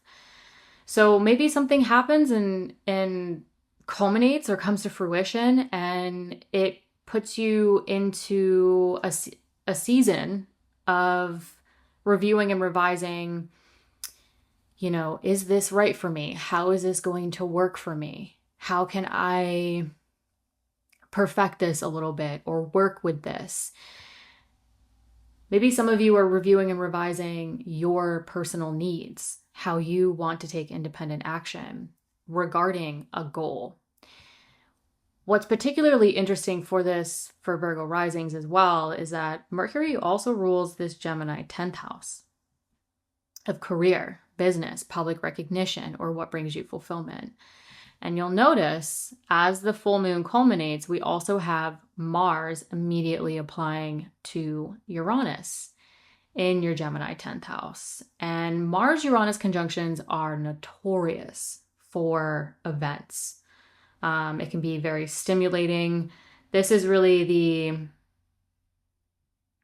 I believe, the first Mars-Uranus conjunction now that Uranus is officially in Gemini, in your 10th house of career. And so some of you could be gearing up to maybe shift, something suddenly changes, puts you into sort of this new beginning or this new chapter around career, what feels fulfilling to you, maybe your plan of action regarding your career, where you want to go, what's really happening around this time. That now this Mercury ruling over this 10th house of career, or what brings you fulfillment, and also ruling over what this Mars-Uranus conjunction is now stimulating or bringing to sort of consciousness around those themes and potential plan of action regarding career or what feels fulfilling. This Mercury retrograde signals to me that some of you, based off of what events are really transpiring or really, coming to life, especially with this full moon, Mars Uranus at the top of your chart, the Mercury retrograde, I think a lot of you could be reviewing and revising sort of what you're going to do with your career, your business, your public recognition, or what brings you fulfillment. Some of you could be really reviewing and revising sort of, whatever has completely changed, shifted, what's working, what's not working. And, it might require you to kind of take a step back and say, all right, I need to review and revise what is really going to support my physical body, what is going to support me, but also consider sort of my long-term goals and what really feels fulfilling in terms of, what I can work with, basically, regarding the career or what feels fulfilling to you. Then, the other thing I want to mention, still on June 29th, Jupiter will also be at 29 degrees of Cancer, your Cancer 11th house. And this is the anaretic degree. So, Jupiter at the anaretic degree tells me that some of you could feel a lot of like this sense of urgency. So some of you could feel sort of this sense of urgency on top of a full moon that already can be quite stimulating. And then Mercury stationing retrograde. So it's sort of like, where is this sense of urgency coming up? What is happening with career? Maybe some of you, it's going to involve home and family, property, real estate themes as well, with Jupiter ruling that 4th house, by the way. So it's almost like a lot could be coming to fruition. That might involve even partnership themes as well, home and family. But there could be, it seems like in the background, I don't know, like, again, all my monthly horoscopes are riffs. So I'm literally looking at this with fresh eyes and just going off on it. I think there's a possibility that Virgo risings, like you might be celebrating something or really stepping into like joy. Maybe there is something very urgent or something really being amplified around like a partnership theme, home, family, property, real estate, that now is maybe having you look at, well, what am I going to do with the career? What feels fulfilling? Integrating my long-term goals. What is going to support me, my physical body, how I take independent action. So the transits at the end of June for Virgo risings, it seems like there could be a lot of personal partnership themes and foundational themes like home, family, property, and real estate that could have a sense of urgency or could be really playing into what some of you are celebrating or heavily focused on regarding like a goal. But at the same time, something could be really changing and including a lot of action or a plan of action that could be shifting, changing, and innovating around sort of a career goal for you at the same time. So I think some Virgo risings towards the end of June, like you might be pulled in two different directions, and like one feels amazing and then the other direction is like, well, I got some stuff to sort out here, and like what's really going to support me and sort of my overall goals with career and what feels fulfilling. And then the following day on June 30th, Jupiter will make its ingress into your Leo 12th house of behind the scenes, subconscious thought patterns, what you're working on, you know, privately, behind the scenes, whatnot. So Jupiter is going to be in your Leo 12th house for roughly the next year. And so some of you over the next year could see an expansion of closure. I'm actually coming off of this transit personally, and I will say the last year with Jupiter in my 12th house, there's been a lot of wonderful closure regarding like living situations, family, just my work. Like it's been interesting how Jupiter going through the 12th and the 12th house also being sort of, especially in secondary progressions, but again, I don't want to get too in the weeds and confuse people. You know, it could be a year of like endings, and sometimes that can be a good thing. So some of you, because Jupiter rules your Sagittarius 4th house of home, family, property, and real estate, and your Pisces 7th house of personal and professional partnerships, some of you might be moving into, over the next year, working on things behind the scenes to move into new chapters regarding partnership, personal, professional. Some of you might be working behind the scenes to move into a completely new chapter regarding home, family, property, and real estate themes. So those are some extremely general, again, take what resonates, leave the rest.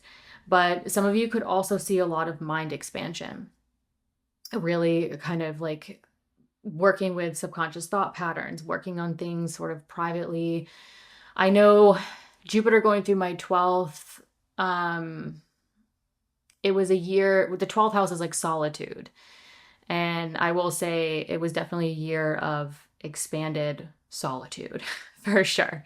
It was, but in a good way. I was, you know, definitely had more time alone, but I was working on things behind the scenes to, you know, eventually put out in the world. So again, those are some possibilities, but some of you might be really working on sort of, you know, the thought patterns where you limit yourselves, where you self-sabotage yourselves as well. So again, take what resonates, leave the rest. But I think Jupiter moving into your Leo 12th house for the next year could really help a lot of Virgo risings start to close out certain chapters and move into the next year of sort of ending what no longer serves mentally, you know, self-sabotage, mental thought patterns, and sort of start moving into new chapters regarding sort of your emotional and physical foundation that's going to support you, and also move into new chapters with personal and professional partnerships eventually. Hey, Libra risings. June 9th is the exact Venus-Jupiter conjunction at 25 degrees. There's kind of a lot that I want to break down with this conjunction, specifically for Libra risings, because Venus rules your first house of your physical body, appearance, how you take independent action. So really, what is supporting you, what is supporting your physical body, and particularly because Jupiter rules your 6th house, where this is where health lands. So I think some of you could really be sort of initiating the expansion of health, wellness, vitality, what's really going to support your health, what's going to support your physical body, even though this conjunction is happening in your 10th house of career or what brings you fulfillment. So because it's happening in your 10th house of career, yes, a lot of Libra risings, you might see sort of the expansion of yourself, expansion of your work, initiating maybe sort of a new chapter with your work, the work that you want to do, hopefully the work that feels more fulfilling. But some Libra risings, you know, there really might be more of like a personal sort of health, wellness, what's going to support your physical body, what's going to support your needs, even though this is happening in the 10th house. Let's see, some other things that could come up with this conjunction is the expansion or more focus on 8th house themes, because Venus also rules your Taurus 8th house, and sometimes whatever Jupiter touches, it expands. So Jupiter might be expanding Venus and expanding Venus ruled areas. So not only you personally with your first house, but also this 8th house of resources, long-term finances, partners' resources, if applicable, or sort of, you know, making a big decision, transformational decisions that might be playing into maybe investing in your work, you know, investing in your finances long-term, etc. That also might involve sort of, you know, having to make a important decision that allows you to maybe step into focusing on this or stepping into sort of a new chapter financially around the work that you do or your partner's resources. So that's sort of another potential with this. Again, take what resonates, leave the rest. Moving on to June 12th. June 12th is the exact Uranus nodal square. Separate podcast episode on that. Check that out. Generally speaking, a lot of you could start to feel the amplification of innovation and change to knowledge, travel plans, continuing education, teaching, publishing. If you are a teacher, if you're a publisher, if you travel for work, this could really start to amplify sort of the innovation, the change, those Uranian kind of influences to that area. But generally speaking, a lot of you could start to feel sort of the amplifying effect of, you know, knowledge and growth and potential. So some of you over the next 7 years could really start to innovate, evolve, shift, change the overall growth and potential that for some of you could be career related as well. Then on June 14th, this new moon sweeps through that Gemini 9th house, the 9th house of growth and potential. At least I like to call it the 9th house of growth and potential. So this new moon at 24 degrees comes at a peculiar time because this new moon sweeps through after not only the exact Uranus nodal square, but a lot of other squares. And squares are the potential for action and tangible change. So I think it's interesting how at this juncture, a lot of you could have been taking action. Maybe there's been a lot of change, some shift going on. And this new moon is kind of coming through and I think saying, all right, based off of what's unfolded, what metaphorical seeds do you want to plant? What new chapter, new opportunity, new idea that could be playing out around teaching, travel, publishing, higher knowledge, continuing education, spirituality, you know, your beliefs. So that for some of you could be career related again. So paying attention to sort of what some of you might be stepping into or initiating around this time that you really want to cultivate over the next 6 months, given the Uranus nodal square, a lot of other stuff that's been going on. On, let's see, June 19th, Chiron moves into your Taurus 8th house of transformational work, transformational decisions, long-term financial themes, partners' resources if applicable. So this Chiron will only be here for a few months. Chiron will move back into your Aries 7th house in September of this year. So this is just a little appetizer, a little taste of those contextual clues as to what Chiron and Taurus will sort of officially really kick off, I think, getting into 2027. But Chiron and Taurus, Uranus has been in your Taurus 8th house for roughly the past 7 years and recently made its final exit out of this area. What has significantly changed financially?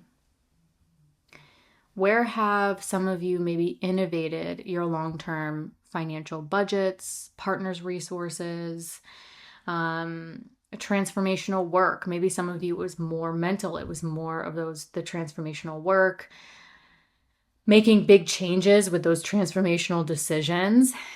And regardless, Uranus for roughly the past 7 years could have really created a lot of destabilization, ups and downs, shifts, changes, all of that. Now that Uranus has made his final exit, Chiron starts to move in. And so the way I look at this is the significant changes that a lot of Libra risings have had to make around finances, resources, long-term financial goals, plans, transformational work, transformational decisions, again, like how to create mutual empowerment in your lives. That might resonate for some. Chiron coming in, I think, is sort of going to start to redefine your relationship to those themes. And in a way, I think be the time where some of you can start to hopefully stabilize this area, but also maybe heal some things if that resonates for some of you. And Chiron and Taurus, like redefining your relationship to the material, redefining your relationship to not only the material, but because this is the 8th house is a financial house, redefining your relationship to finances, the physical world, and how that can somehow, for some of you, maybe start to heal your relationship with money, with resources, with the physical world. So some of you could be really kind of shifting how you look at resources, how you look at money, or sort of transformational work even. So some of you, like Chiron going into the 8th house being transformation, that could be sort of an interesting journey.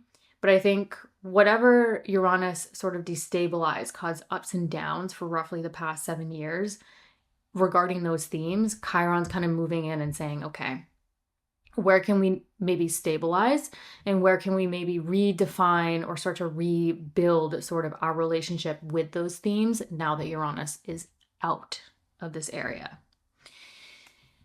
June 29th, we have this really interesting full moon, especially for you Libra risings, because this is an angular house. So this full moon will be at 8 degrees in your Capricorn 4th house of home, family, property, and real estate. So this full moon could really culminate something foundationally in your lives, maybe something regarding relationships with family, people you live with, renovations, relocations, property, real estate, etc. So this could really kind of energize, again, that foundational area of your lives, Libra risings. But in the chart, the full moon is the sun and the moon in opposition. So this is the other luminary, the sun, will be at the height of your chart. It will be in that 10th house of career, business, public recognition, what brings you fulfillment. And so this is really energizing that 10th and 4th house axis. So some of you on a very basic level just might find the couple days around June 29th to be just a very busier, like what I like to call kind of like a buzzy, some of you could be buzzy little bees around this time. There's a lot going on with home and family and something foundationally. And there's also a lot going on maybe with your work and what brings you fulfillment and the direction of that. As this is really highlighting that 10th and 4th, for some of you, depending on your natal chart, this can also stimulate and create changes to sort of not only you personally, but also initiate action within your personal and professional partnerships because it's square your 7th house. Now, as this full moon culminates by degree, Mercury stations retrograde at 26 degrees in that 10th house of career, business, public recognition. So this one is really fascinating for Libra risings because it's sort of, this full moon is amplifying and energizing very strong areas of your life, right? Like your living situation, your foundation, but also the work you do, what feels fulfilling, your public image. It's a very visible area of your chart also that's being illuminated with the sun, the luminary. And at the same time, Mercury stationing retrograde, ruling your Virgo 12th house of behind the scenes, subconscious thought patterns. What's going on behind the scenes? What are you working on behind the scenes? So I think with Mercury being in your 10th house, ruling your 12th house, and this full moon, the sun and the moon really illuminating that axis as well. I think some of you could be sort of reviewing and revising maybe a work project, work ideas, behind the scenes, more hidden, more private. Maybe some of you are reviewing and revising, untangling something behind the scenes regarding something going on at work, with business, what you find fulfilling. And Mercury also rules your Gemini 9th house.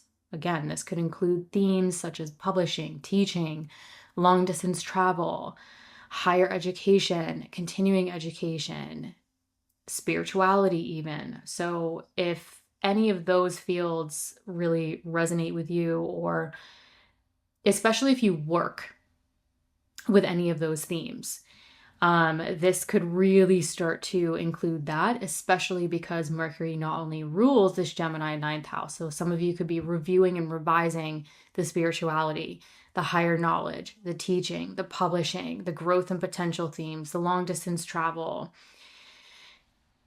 But there's going to be a Mars-Uranus conjunction forming in that Mercury ruled Gemini 9th house. So to me, I'm looking at this and I'm going, what is going on where this full moon is really energizing your 10th and your 4th house, again, career, home, and family, while some of you might be really initiating a revisionary period around what is initiating, suddenly changing, new plan of action. Again, Mars-Uranus, it's like what is being really stimulated around your desires, your motivation, your plan of action regarding sort of those 9th house themes that now has you maybe reviewing and revising based off of maybe something's changed, maybe something has shifted in that area.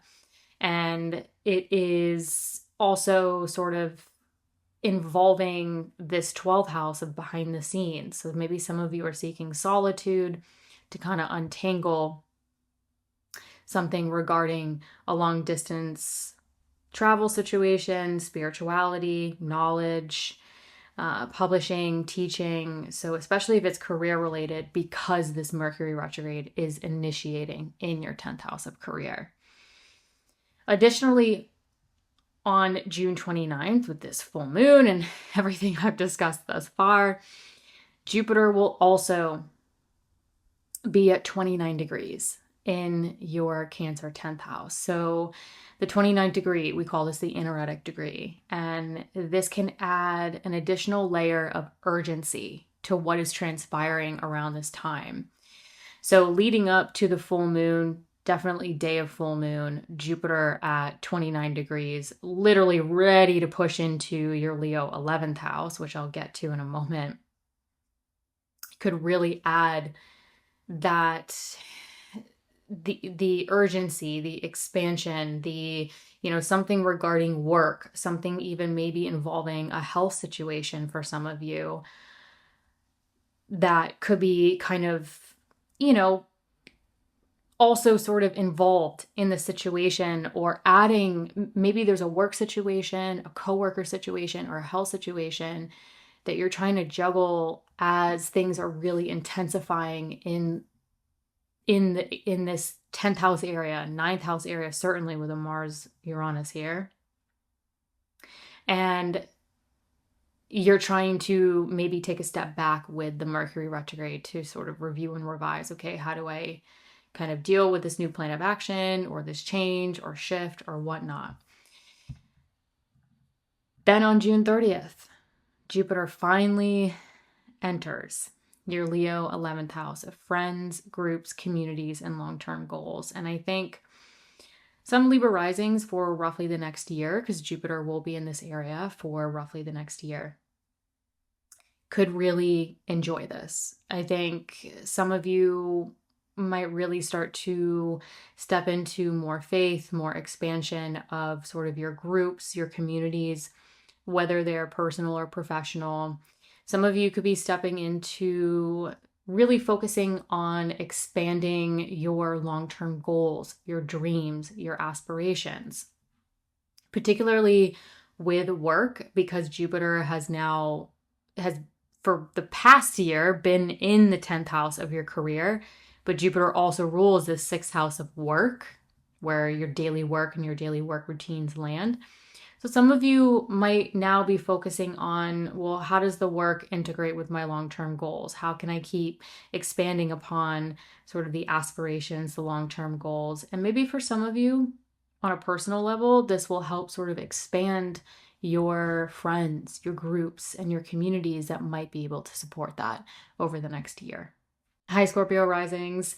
June 9th is the exact Venus-Jupiter conjunction at 25 degrees in your Cancer 9th house. Now, the 9th house is long-distance travel. So maybe some of you are traveling. The 9th house also includes things like higher knowledge, continuing education, spirituality, publishing, teaching. That could be career-related for some of you. But where I think some other things could be going on that might resonate with a lot of Scorpio risings listening is going to be those Venus ruled areas somehow being expanded and also playing into Jupiter as well. So those Venus ruled areas, Venus rules your Taurus 7th house of personal and professional partnerships. So Jupiter might be expanding something within a partnership. Jupiter might be expanding upon like a business partnership, maybe expanding more connections for personal and professional partnership opportunities for some of you. But Venus also rules this Libra 12th house of behind the scenes, subconscious thought patterns, solitude. The 12th house, I like to think of the 12th house as like, what's private? What do you think? The 12th house is like what you don't really share with the world. It's like your own little world away from the world. Now, the ancients like to talk about the 12th house being hidden enemies. That absolutely can apply. But I think because we're talking about a Venus-Jupiter conjunction, the two benefics, Venus being fairly dignified in Cancer, but Jupiter being exalted, very strong, very well dignified with essential dignity. I'm not sure if that's really going to be the case here. Maybe, it depends on your natal chart. But anyways, with Venus ruling that 12th house of sort of what's hidden, what are you working on behind the scenes? What's interesting is that because Venus rules the 7th house of partnership and it rules the 12th house of sort of what's hidden, what's behind the scenes, this makes me feel like if you're partnered up. If that is applicable to you, that maybe a lot of Scorpio risings, like you're working on something with a partner, whether it's personal or professional, like maybe it's a secret, maybe you're kind of keeping something, behind closed doors, before kind of sharing it, especially with Jupiter gearing up to move into a very public Leo 10th house of career and public recognition, or what brings you fulfillment. Some other potentials that might resonate, Jupiter ruling this Pisces 5th house of joy, which could be creativity, fun, self-expression, romance. So some of you might be expanding upon fun and romance and joy with personal and professional partnerships, connections with others that might include sort of those growth and potential themes playing out as well. The 5th house is also children. So if children, family planning is applicable to you, especially with Venus ruling the 7th house of partnership, maybe there is sort of the expansion of children or family planning within your partnership going on that, might also, with Venus ruling the 12th house of behind the scenes, maybe you're keeping it low key, maybe you're keeping it sort of close, just within the partnership before kind of sharing it, whatever it may be. That's another kind of potential here. But I think generally speaking, this can be a really beautiful conjunction where some of you may be kind of experiencing joy or working on growth and potential that could be behind the scenes, or some of you might really be sort of diving into something within a personal or professional partnership that maybe feels more joyful for you, more creative, more self-expressive. But if you have children or you're planning on having children, this could absolutely be playing into that as well, if that's applicable to you. Then on June 12th,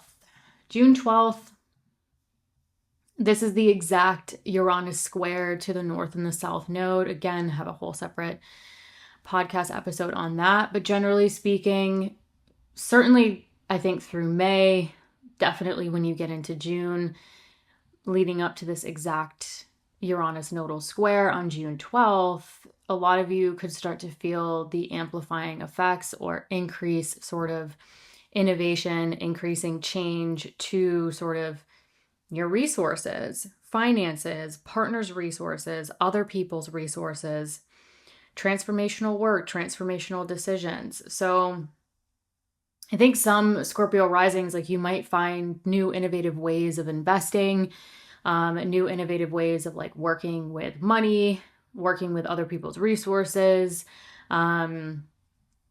that again could be playing into sort of that Venus-Jupiter conjunction that I broke down, involving sort of professional partnerships for some of you. So again, generally speaking, sort of increasing that Uranian sort of flavor and feel of what could really be innovating and changing over roughly the next 7 years of how you look at resources, how you invest your assets, your debt, your loans, taxes, etc. That could really kind of kick into gear with Uranus square the nodes. Then a couple days later, on June 14th, we have this new moon that sweeps on through that Gemini 8th house. So again, 8th house, transformational work, transformational decisions, those long-term financial budgets, themes, resources, etc. And this new moon kind of comes at a very peculiar time, because at this point we've had a lot of squares, and squares are aspects that provide a lot of opportunity for action and change. And so this new moon coming through your Gemini 8th house might provide some Scorpio risings to really initiate maybe a new chapter financially, a new chapter with resources. Maybe some of you are initiating sort of a new plan that you really want to cultivate and grow over the next 6 months. That might involve sort of your finances. Maybe some of you are like setting a new budget to like pay off debt or pay off like student loans, or some of you are setting sort of that new chapter of like, I really want to cultivate investing in something or creating more resources for this thing. So again, paying attention to those financial themes for sure, because the 8th house is a financial house. Uranus also just squared the nodes here. So paying attention to what really transpires, because this new moon, I think, is going to be the opportunity to really plant those metaphorical seeds that you really want to cultivate and grow, maybe financially, maybe with transformational decisions, partners, resources, etc., over the next 6 months. Then on June 19th, Chiron will move into your Taurus 7th house of personal and professional partnerships, including marriage. And this one's interesting, one, because we're getting a little taste. Chiron's only going to be here for a few months. It's going to back up into your Aries 6th house again in September of 2026. So definitely paying attention to those contextual clues or anything that sort of starts to feel a little different within the partnership area of your life. How you connect with others, what starts to kind of shift and change within partnership for you. What I want to sort of bring into your consciousness is the fact that for the past 7-ish years, Uranus was in your Taurus 7th house, innovating, changing, causing ups and downs maybe, especially with it being in an angular house. So for the past 7 years, what has radically changed about partnership for you? Where were you, suddenly changing or suddenly challenged, or, Uranus can be sort of even the unexpected. So maybe some of you had a lot of unexpected things happen and, had your own journeys with that. But Uranus has made its final exit out of your Taurus 7th house of partnership recently. And now Chiron starts to move in. And I think that's interesting because it's sort of like, what has changed significantly for you on how you connect with others? Personal, professional partnerships, even marriage. That Chiron now coming into the picture is sort of like, how are you redefining your relationship to what is playing out within personal and professional partnerships, including marriage? And I think Chiron is like the wounded healer. So it's like, maybe some of you are stepping into new roles within your partnership. Maybe some of you are stepping into becoming more of like a healer or a helper, a guide or mentorship for personal and professional partnerships. Maybe some of you are healing once and for all something within partnership. Either way, I think this is going to give some Scorpio risings a little bit of those contextual clues over the next couple months to see how things are maybe softening within the partnership area that has been so maybe up and down for a lot of you, or a lot of unexpected shifts and changes that caused a lot of change to even the work that you do, home and family themes that now has come off of that. And Chiron's moved into this area. And I think this is going to change the flavor. It's going to change the tone of things within personal and professional partnerships, including marriage. And maybe this could even soften some of those things within partnership, but also be maybe the potential over the next couple years, especially when we get into 2027, when Chiron makes its final ingress into this area for you Scorpio risings, around like healing things within your partnership, or partnerships mirroring back to you, right? The 7th house is opposite the 1st house of self. So like things playing out within partnership could also be a time of like reflecting things back to yourself. But I think this is definitely going to be a different feeling compared to what Uranus has really just tossed up for the past 7 years. So that destabilizing innovation change has kind of, has moved out of this area with Uranus. And Chiron's come in and being like, all right, what do we want to feel? What do we want to heal? How do we want to redefine our relationship? I think all in all, generally speaking, I think a lot of Scorpio risings could be moving into a completely new chapter within personal and professional partnerships, or a new chapter on how you connect with other people in ways that maybe feel completely new. But think about how much wisdom you've gained over the past 7 years with Uranus. When things radically shift, unexpected changes, things come up, especially in the 7th house of partnership. Think about how much you learn about yourself, how much you want foundationally, how much you want out of life.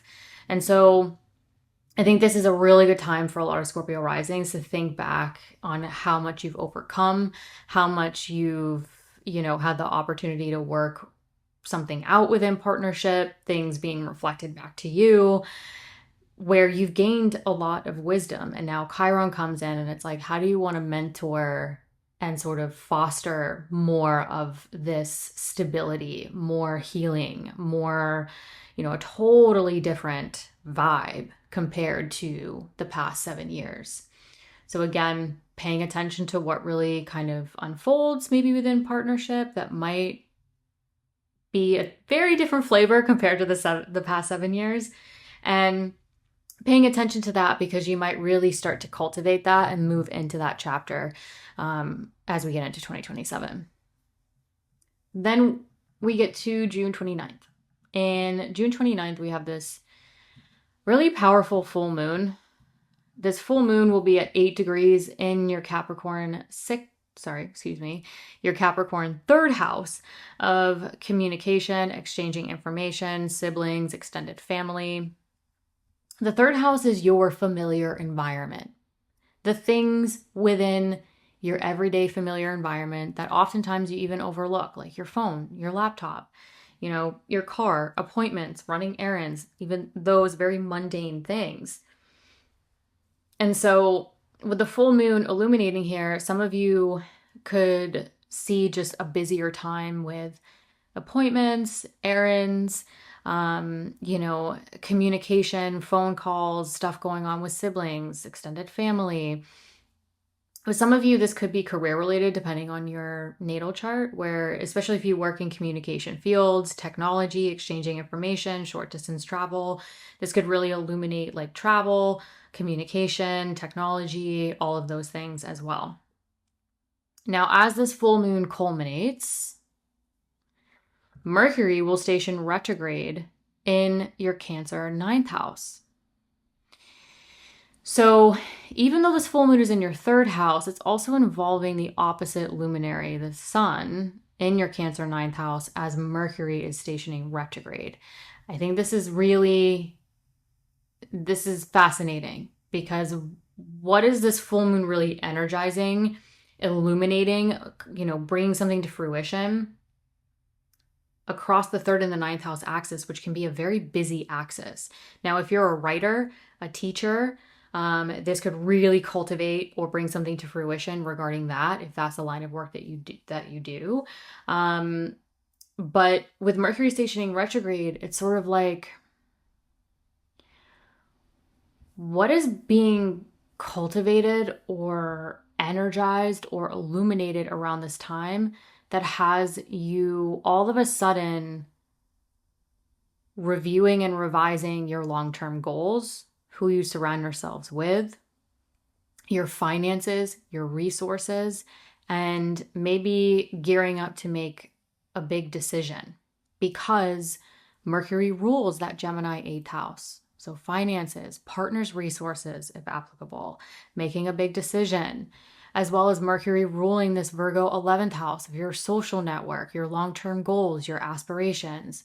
So something could be really cultivated and really energized around this time that has you go, oh, wait a second, I need to really think about this. I need to kind of take a step back and sort of see what's going on with the long-term goal, who I want to surround myself with, excuse me, jibber jabber here, really like who you want to surround yourselves with. And Mercury ruling this Gemini 8th house also saying, okay, what resources do I have? What's going on financially? What's going on with my partner? Or a big decision that could be playing into what is being illuminated or cultivated around this time. The reason why I want to emphasize a little bit more of those financial themes, resources, partners' resources, if applicable, is because Mars will also be applying to Uranus in that Gemini 8th house. Again, Mercury ruled area. And so this Mars-Uranus conjunction in your Gemini 8th house is technically having to report back to this Mercury that's now retrograde at the full moon. So Mars-Uranus conjunctions are notorious for being very stimulated. Now, like collectively, some of you could see some really wild news stories around this time. More wild than they already are in 2026. But individually, something could be sort of radically shifting around your work, your routines, how you support your physical body, that is now having you look at maybe like resources. Maybe some of you, it has to do with your partner. So sort of like some plan of action, right? Mars is plan of action, desire, motivation. So some of you could be really kicking off or like suddenly shifting some plan of action, desire or motivation regarding your work, investing in your work, or something regarding a partner's resources or your partner's work, long-term goals even, that could be also tied into this if that resonates. That could involve some financial themes as you are maybe reviewing and revising. Okay, what finances do we have? What do we want to save? What do we want to invest? For what could be really culminating around this time. We're still on June 29th at this full moon. And the last thing I want to say is at the time of this full moon, the Mercury retrograde, integrating your 11th house, your 8th house, especially this new sudden plan of action or change around the work that you want to do, the health that you want to feel, the routines that support you, that also might be playing out with partnership or your partner, if that's applicable. Jupiter will be at 29 degrees. This is the anaretic degree. This is a sense of urgency. So this could add additional layers of intensity or urgency. Now, Jupiter rules your Sagittarius second house of earned income and self-worth. So Jupiter could actually be adding this temporary urgency around those financial themes in addition to this Mars-Uranus conjunction starting to form in your other financial house. But Jupiter also rules your Pisces fifth house. So there might be a sense of urgency around, okay, well, I'm reviewing and revising all these things. Maybe there's financial themes.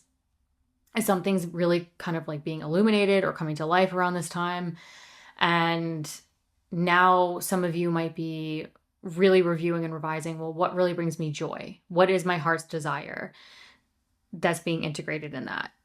Maybe you're a creative, maybe you're an artist, and that's playing into this. But the fifth house is also children. So if children or planning for children is applicable to you, there could be a sense of urgency around children, family planning, financial themes, and really kicking off this new cycle around sort of like, well, how do we invest in the children? What's part of, like with Mars, that plan of action regarding that. So some of you, this could also heavily involve your children and planning for children, if that's applicable for you. Now, Jupiter will be at this 29th degree not long with the full moon. So a lot of you could really just feel this over a couple day period of that sense of urgency, that intensity with Jupiter at the anaretic degree, a full moon already being a time of sort of like heightened awareness, and a Mars Uranus conjunction forming in that Gemini 8th house. So I think a lot of this new cycle that's going to play out over the next 2.5 years with the Mars-Uranus cycle kicking off in that Mercury ruled area, as Mercury is all of a sudden going, wait, let's go back, let's review, let's revise what's going on financially, so that you're kicking off this chapter maybe on a stronger note. So I think some of you, like I mentioned, this might be more sort of like work related, what brings you joy, your long-term goals, who you want to surround yourself with. And then some of you, this might be more to do with like your, children, maybe something's happening foundationally, financially, etc. Then the following day, on June 30th, that's when Jupiter will finally move into your Leo 10th house of career, business, public recognition, or what brings you fulfillment. So Jupiter will be here for roughly the next year. And a lot of you could experience a lot of expansion around your work, your career, what feels more fulfilling to you. Jupiter will start to trine your 6th house of daily work routines. So that could even expand more of like side businesses, additional work routines, coworkers, etc. And Jupiter rules your Sagittarius 2nd house of earned income and self-worth. And Jupiter in your Leo 10th house of career, or what brings you fulfillment, will start to trine your Sagittarius 2nd house. So hopefully over the next year, at some point or another, dissolving those obstacles and creating hopefully a lot of flow to maybe increasing your finances, finding ways to make more money, increasing your self-worth as well with the work that you want to do. And with Jupiter ruling that Pisces 5th house of joy, really sort of also integrating more of what brings you joy over the next year with the work that you want to do and the things that feel more fulfilling. Hey, Sagittarius Risings. So June 9th, this is the Venus-Jupiter conjunction at 25 degrees in your Cancer 8th house. So some of you could be seeing something sort of expand, or your focus could turn to those 8th house themes involving transformational work, big transformational decisions, long-term financial themes, as well as partners' resources if applicable. So some of you could be really sort of seeing things play out with financial themes, but think like investments, assets, debt, loans, again, partners' resources if applicable. And more specifically, Jupiter could be expanding the Venus ruled areas of your chart, such as your Taurus 6th house of daily work, health, routines. So some of you could be looking at maybe investing in sort of the work that you want to do, maybe investing in your health. Venus also rules your Libra 11th house of long-term goals. So some of you could quite literally be expanding like long-term financial goals, long-term resource goals, partners goals, if applicable. So again, I think because this is happening in your Cancer 8th house, which is a financial house, you could be seeing it play out with strong financial themes, or making sort of big decisions that involve sort of your social network, your long-term goals, your work, your health, your routines. But Jupiter rules you. It rules your Sagittarius 1st house of self. So some of you could also be really involving, what's really going to support you, what's going to support your physical body. That could be health related with Venus ruling your 6th. So some of you could be like, how do I want to invest in my physical body, invest in my health, my wellness, my vitality? What's really going to support me, and going to sort of expand and support how I want to sort of move through the world, take independent action. June 12th. This is the exact Uranus nodal square that I think a lot of us are feeling definitely into May, certainly as we enter June, but the exact square happens on June 12th. And Again, whole separate podcast episode on this, goes into more detail. But generally speaking, this is when I think a lot of Sagittarius risings, you could start to feel sort of the kickoff or the intensification of the innovation and change to the area of personal, professional partnerships, including marriage. Now, because it's square the North and the South node across your 10th house of career and public recognition and your 4th house of home, family, property, and real estate, this could heavily involve some shift or change in partnership or your connections with others, whether it's personal or professional, and also include sort of changes to something foundationally, also changes to sort of like business, what feels fulfilling to you, work related. That again, that Venus Jupiter conjunction for some of you, Venus ruling your 6th house of work.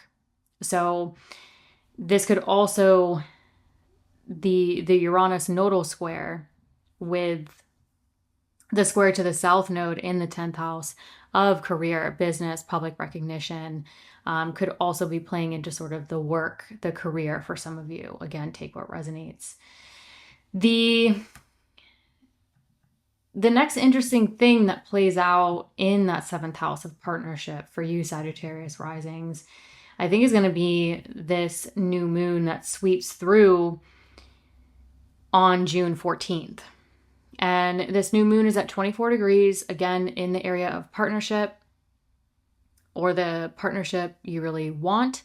Either way, at this point, with the Uranus nodal square, again, other squares that I especially discuss in that Uranus nodal square podcast episode, there's a lot of square activity going into June, which basically means change, action.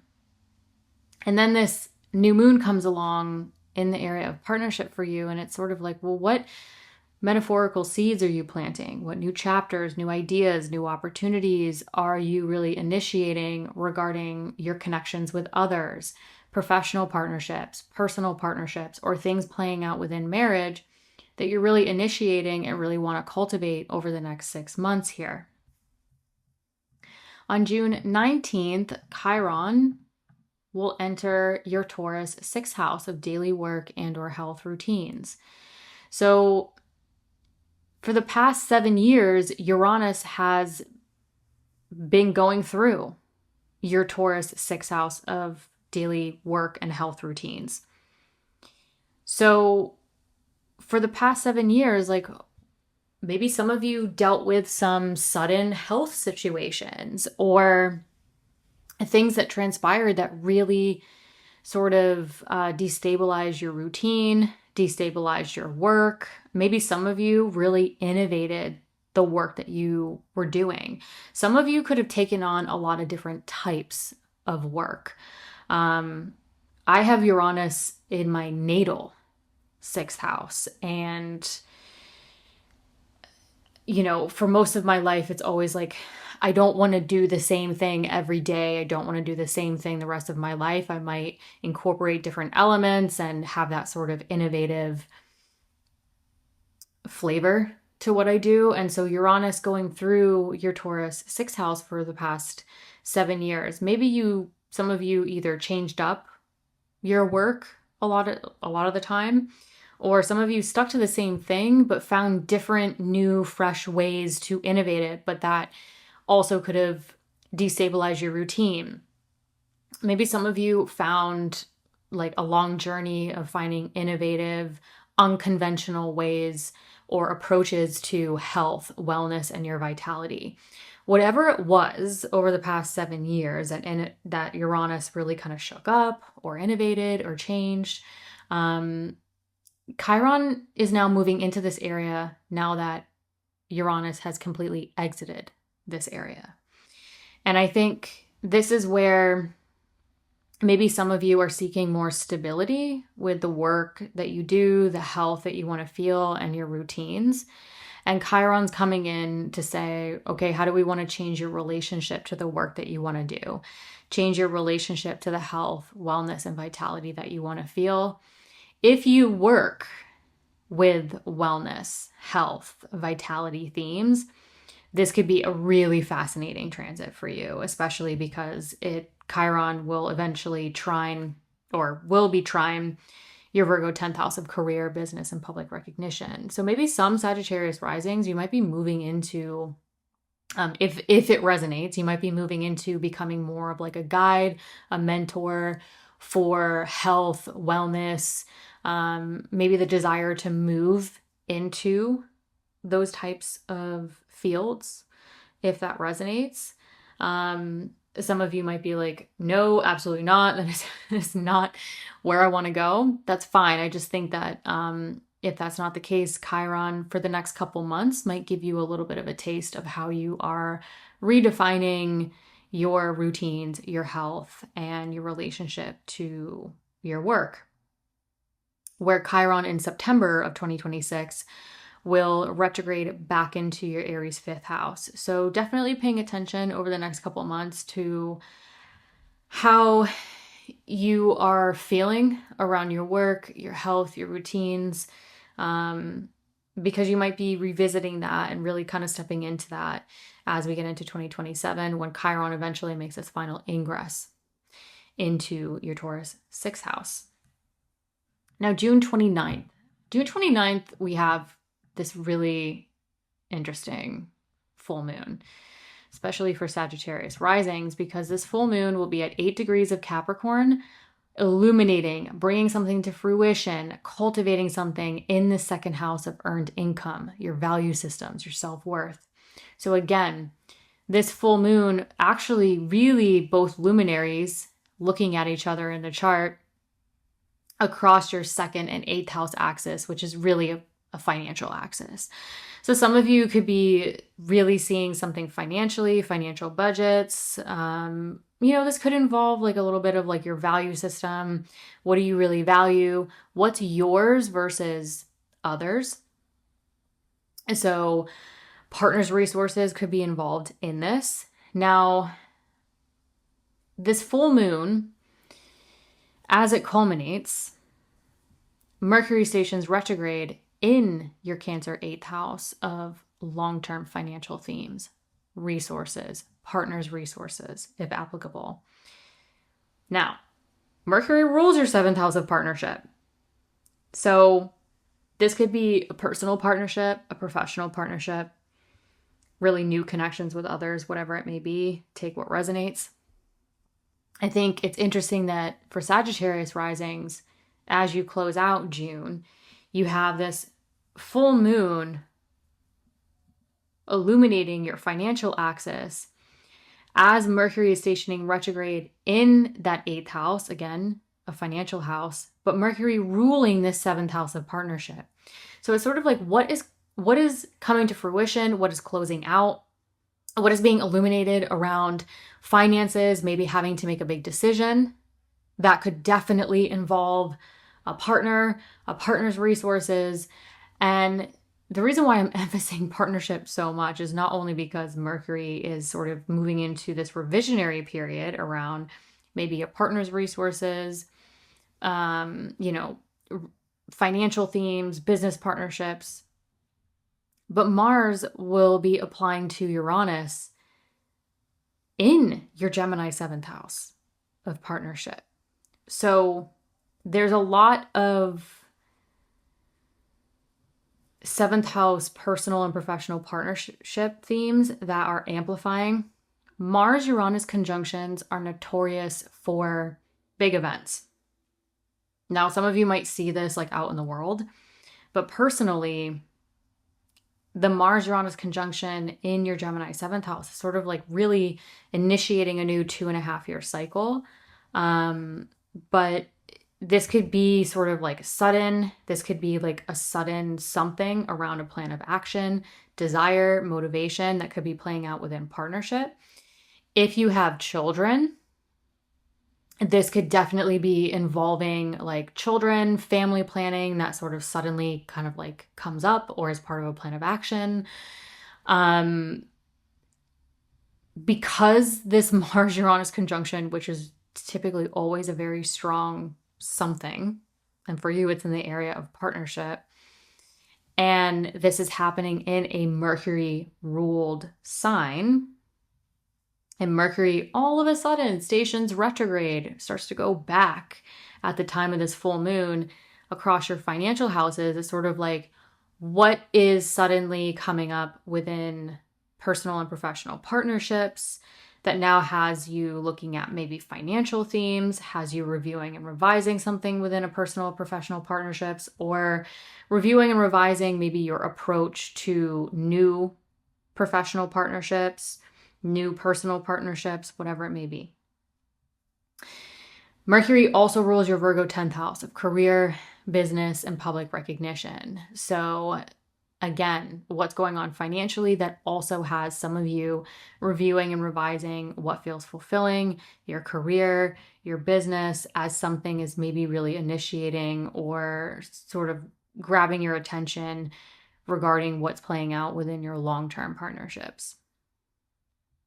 Additionally, on the day of the full moon, Jupiter will be at 29 degrees. This is the anaretic degree. It's the last degree. It's usually a signal of urgency, a sense of urgency.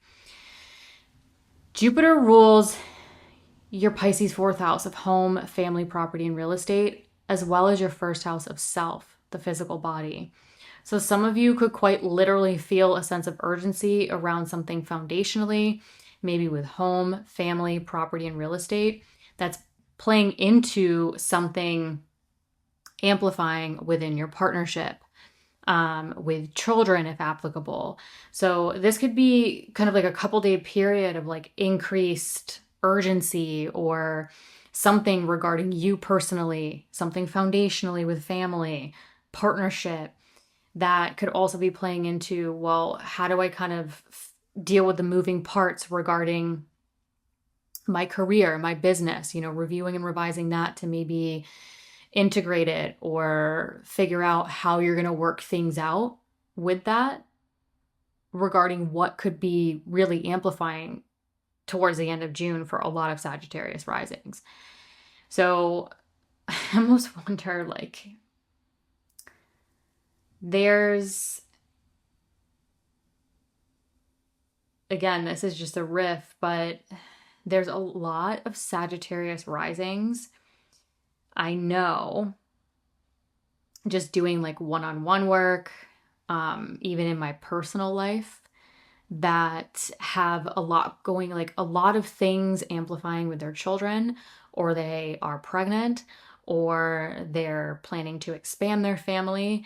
So Mars ruling this 5th house of children. Almost like sometimes I wonder, I'm like, is this like the sense of urgency around like the birth of a child, or having to manage like all the moving parts around that. So that's just something that just popped into my mind. So if you're a Sagittarius rising and like you're expecting a child around this time, I almost feel like the birth of a child or something could like amplify around this time. I don't know. I could be crazy. But that is something just with like the Mars Uranus in the area of partnership and Mars ruling this 5th house of children. It makes me a little suspicious of like what suddenly happens that now you have to be like, whoa, how do I kind of review and revise, like how to, manage what is completely shifting or having a sense of urgency around this time. Anyways, the following day on June 30th, Jupiter finally enters your Leo 9th house. I think this is going to feel good, or start to feel good, for a lot of Sagittarius risings, because Jupiter is not only going to be in your Leo 9th house of growth and potential. So think higher knowledge, long distance travel, spirituality, publishing, teaching, if that's applicable to you. So this could be a little career related, but Jupiter moving into your Leo 9th house, yes, it could expand those growth and potential themes over the next year or so. But Jupiter rules your 1st house of self, the physical body. And when Jupiter moves into your Leo 9th house, it will finally start to trine your 1st house of self. So it's almost like the planet that rules you, your physical body, becomes visible to you again. For the past year, it's been in the 8th house. So the eighth house is averse to the first house. It's quincunx. It's like it's a little bit harder to see. And so when it moves into the ninth house, it starts to trine your first house. It starts to create flow to the first house. It also rules your first house. And it's in fire. So I think this might help some Sagittarius risings like feel more like yourself again, more visible, more into that fire. And Jupiter will also trine your fifth house of joy, children if applicable. So again, children, family planning, this might help kind of create more flow to that area. But the fifth house, also including creativity, artistry, self-expression, romance. So some of you might start to expand your growth and potential, and through that be able to create more flow to what brings you joy, your self-expression, and also obviously over the next year, your ruling planets being fully visible and in that flowy trine aspect to your first house of self. Hey Capricorn risings. June 9th is the exact Venus-Jupiter conjunction at 25 degrees in your Cancer 7th house of partnership. Now, this can include personal and professional partnerships, particularly for Capricorn risings, because Venus rules your Libra 10th house of career, business, public recognition. And Jupiter tends to expand whatever it touches. So basically, these are the two benefics. Jupiter is in its place of exaltation, very, very strong by essential dignity, sort of like the honored guest in your Cancer 7th house. And with Jupiter merging with Venus and Venus ruling this 10th house of career, business, public recognition, or what brings you fulfillment, this could definitely expand sort of your work, your public image, maybe the opportunity to connect with someone or make more business connections that feel maybe a little bit more aligned, feel a little bit more expansive, or just abundant. So some of you, I think, might really be experiencing this more on the professional work area of the chart. And then some of you, I think this could be more personal. Because Venus rules this Taurus fifth house of creativity, self-expression. The fifth house is joy, but it's also where children land. And so if children are applicable to you, this could signal sort of, a new cycle, a new chapter, a new something with your children. Maybe some of you could be seeing something play out in your children's lives. Either way, if you're partnered up, if you have children, this could definitely be sort of integrating, new storylines and things to sort of play out with that. But all in all, generally speaking, this is really a beautiful conjunction in the 7th house of partnership. So, whether it's your own personal partnerships or the desire for particular personal or professional partnerships, this could be an opportunistic time for some of you. And because Venus rules his 5th house, again, if it's not children, this could be creativity, self-expression, romance, artistry, sort of the expansion of those themes in reference to others or other connections, or again, those personal partnerships. Then on June 12th, again, this is the Uranus nodal square that goes exact on June 12th. Whole separate podcast episode on this. Check that out if you haven't. But generally speaking, Uranus will be in your Gemini 6th house of daily work, health, routines. I like to think of the 6th house as like the daily grind. But because this is also sort of a health house, some of you might see sort of like the increased innovation or the desire for more innovation and change to your health, your wellness, your vitalities. But some of you could see increased action and change around your routines, and sort of that being the foundation to change sort of the work routines, the health routines, and sort of everything that is affected by your routines, which is pretty much everything in life. So some of you could see sort of that increased Uranian sort of change. Some of you could actually start to feel like, if you haven't felt the effects of Uranus transitioning into your Gemini 6th house, some of you could actually start to feel that kick into gear in June when Uranus squares the nodes at the north bending. So 270 degrees from that north node, basically indicating that Uranus is at that point of increased. So increased action, increased change, increased innovation to sort of the relationships with coworkers, health, wellness, routines, your daily work, your daily grind. Then on June 14th, there is this really interesting new moon that I also discuss in that separate podcast episode about Uranus. This new moon will be at 24 degrees, again, in that Gemini 6th house of daily work, health, and routines. And this new moon just happens to sweep on by after many weeks of square aspects. And square aspects are really just basically, in my opinion, just the opportunity for action, the opportunity for change.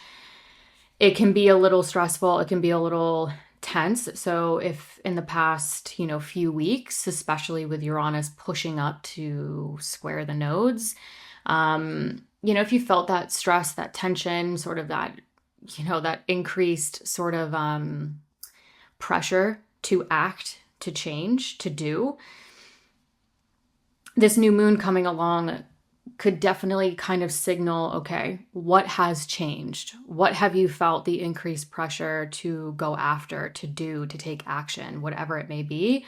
That for some of you could heavily involve sort of the work, the routines, the health themes in your lives. And this new moon is just, I think, the opportunity to plant those metaphorical seeds, start that new chapter, new opportunity, sort of new goals around those themes, maybe for some of you, that you really want to cultivate and build and work towards over the next 6 months. And because this is in the 6th house, this could be as simple as establishing new routines. And with the Venus-Jupiter conjunction that I touched on that went exact on June 9th, like some of you, it could be like new routines with your children, new routines for more joy, more creativity. Some of you, it could have been with Venus ruling that Libra 10th house of career. Some of you, it could have been new work routines being established. And this new moon kind of coming along after the squares, the conjunctions that take place, kind of signaled to me this is really just a good opportunity to say, what do I really want to cultivate in terms of routines that support my work and my health? Then on June 19th, we have Chiron dipping its toes into your Taurus 5th house. Again, 5th house is joy, your heart's desire, your creativity, your self-expression, romance. I like to think of the 5th house as the fun house. And the 5th house, again, also includes children, those themes, if applicable to you. Now, Chiron entering your Taurus 5th house. This one's interesting because it is entering the area that Uranus was in for roughly the past 7 years. So a lot of Capricorn risings, just take a moment and think back over roughly the past 7 years. What really changed with children? What really changed with what maybe some of you really innovated and changed your relationship to joy? What brings you joy? What you consider fun? Some of you could have really radically changed your self-expression, your creativity, your artistry even, if that's applicable to you. Now that Chiron is moving into the area that excuse me, now that, let me repeat that. Now that Chiron is moving into the area, that Uranus destabilized, changed, innovated. It's sort of, to me, from a bird's eye perspective, indicating the potential to redefine your relationship to joy, your creativity, your artistry, your self-expression, children, if applicable to you. And so I think Chiron coming through here is sort of like, okay, maybe we're going to get sort of those contextual clues over the next couple months of what we're going to heal, what we're maybe going to start to try to stabilize for some of you. And Chiron is going to be in this Taurus 5th house really only until September of 2026. Then Chiron's going to retrograde back into that 4th house of home, family, property, and real estate, where it's been for a few years, a number of years. And then when we get into 2027, Chiron's going to make its final ingress into your Taurus 5th house. And so these next couple months are a good time to pay attention to sort of like, how are you redefining your relationship to your children based off of maybe what's really changed? Maybe some of you went through a lot of, changes with relationships or home and family. And now, you're sort of moving into a chapter of your lives where you're trying to stabilize, you're trying to create longevity, and maybe even heal, depending on, what resonates or what has happened with many of you. So paying attention to what happens over the next couple months, because that might give you those contextual clues as to what you're really going to be working with when we get deeper into 2027, moving forward, when Chiron really starts to move into that Taurus 5th house. Then we get to the end of the month, and we have this really interesting full moon at 8 degrees on June 29th in your Capricorn 1st house of self. So this full moon is culminating, really illuminating you. So some of you this could be like a literal translation where some of you are just feeling like the spotlight is more on you. Maybe some of you feel more visible, depending on the work that you do. But this full moon could really kind of culminate something around you, your physical body, how you view yourselves, how other people view you, how you take independent action. But because the full moon in the chart is the moon and the sun in opposition, we also want to consider the 7th house with this full moon, the 7th house of partnership. So what is really being illuminated around you versus the other, you versus your long-term partnerships, whether they're personal or professional, around this time, balancing your needs versus the needs of others, etc., etc. Now, what's interesting about this full moon is that as this full moon culminates, Mercury stations retrograde at 26 degrees in that Cancer 7th house of partnership. So it's almost like something seems to culminate and immediately push some of you into this revisionary period based off of what is being energized, what is coming to life, what is coming to fruition. And because Mercury rules your Gemini 6th house of your daily work, the daily grind, the health, the routines, you could be reviewing and revising sort of your routines, your health, the daily work, the coworkers, those kinds of things, particularly because Mars will be pushing up against Uranus now in this Gemini 6th house. So Mars-Uranus conjunctions are notorious for stimulation, notorious for events. Some of you might see this out in the world, in the news. Some of you might be watching this. But for Capricorn risings in particular, if it's a work situation, I want you to pay attention to how Mars rules this Scorpio 11th house of your social network and your long-term goals. So there could be sort of this new goal, new social network, new something happening around your work goals, your routines, really initiating something that could be playing out for the next 2.5 years with this Mars Uranus cycle building in that sixth house of work. As you are using this Mercury retrograde to review and revise the routines that are going to support the goal, support the something that's happening in the social network, something, what routines are going to support the work, the coworkers, whatever that could be really stimulated around this time.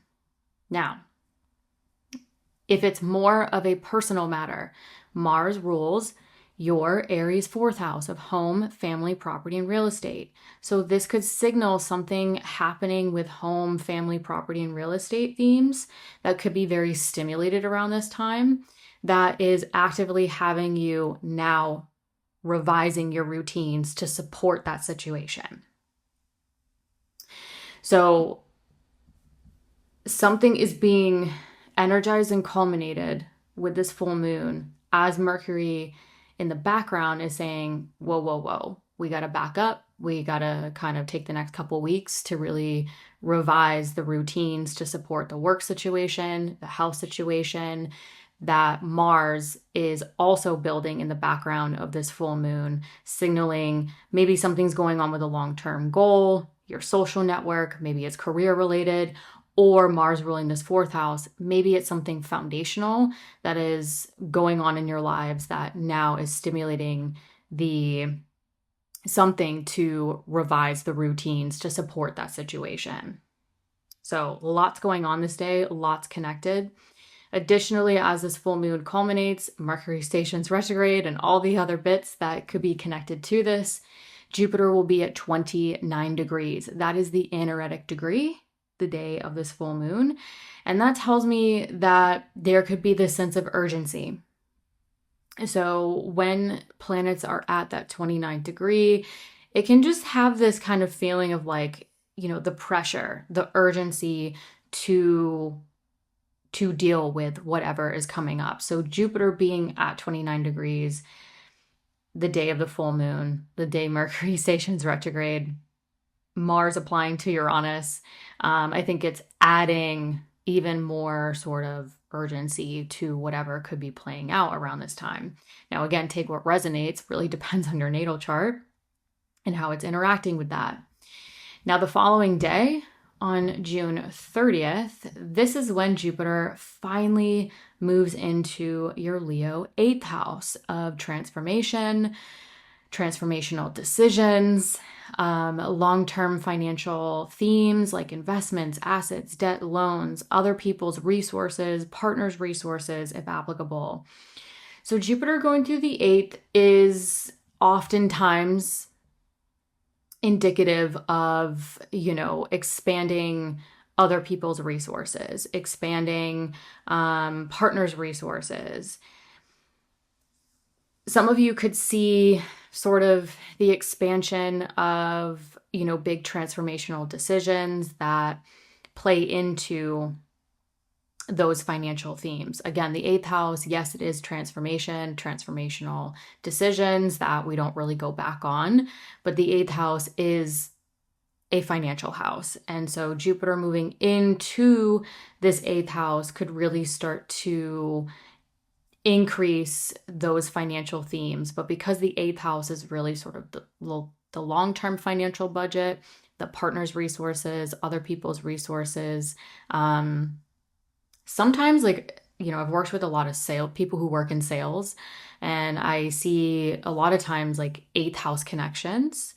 And so if you work in sales or you work, in anything where you're really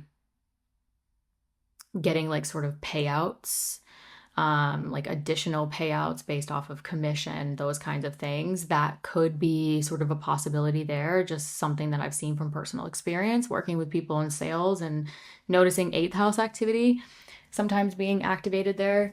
So don't want to get too much in the weeds here with all the possibility, but June 30th for the next year, some of you could really start to prepare and start to focus on how you can expand sort of the long-term financial goals, the long-term financial themes, resources, and for some of you, even making really powerful, transformative, decisions.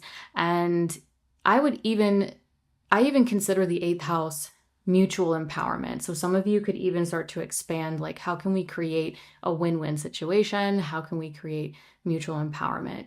So again, for roughly the next year or so, start to kind of think of ways this might start to trickle into your lives, or how you can start to expand upon the larger financial picture or transformational decisions that you could be stepping into the next year. Hey Aquarius Risings, June 9th. This is the exact Venus-Jupiter conjunction at 25 degrees in your Cancer 6th house of daily work, health, and routines. So a lot of you could maybe see this conjunction amplify or play out regarding your work, your health, wellness, routines, coworkers even. But Jupiter tends to expand whatever it touches. And because this is an exalted Jupiter by essential dignity, Jupiter is sort of like the honored guest. It has a lot of resources and strength in order to do so. And because Jupiter tends to expand whatever it touches, and in this case, this is the other benefic, Venus, Jupiter could be expanding Venus-ruled areas in your chart that could be affecting your work, health, routines. So Venus rules this Taurus 4th house of home, family, property, and real estate. So some of you could be expanding on like a relocation, a renovation, something with family, people you live with, again, something going on foundationally that is expanding your routines, maybe an opportunity to expand your work, your health.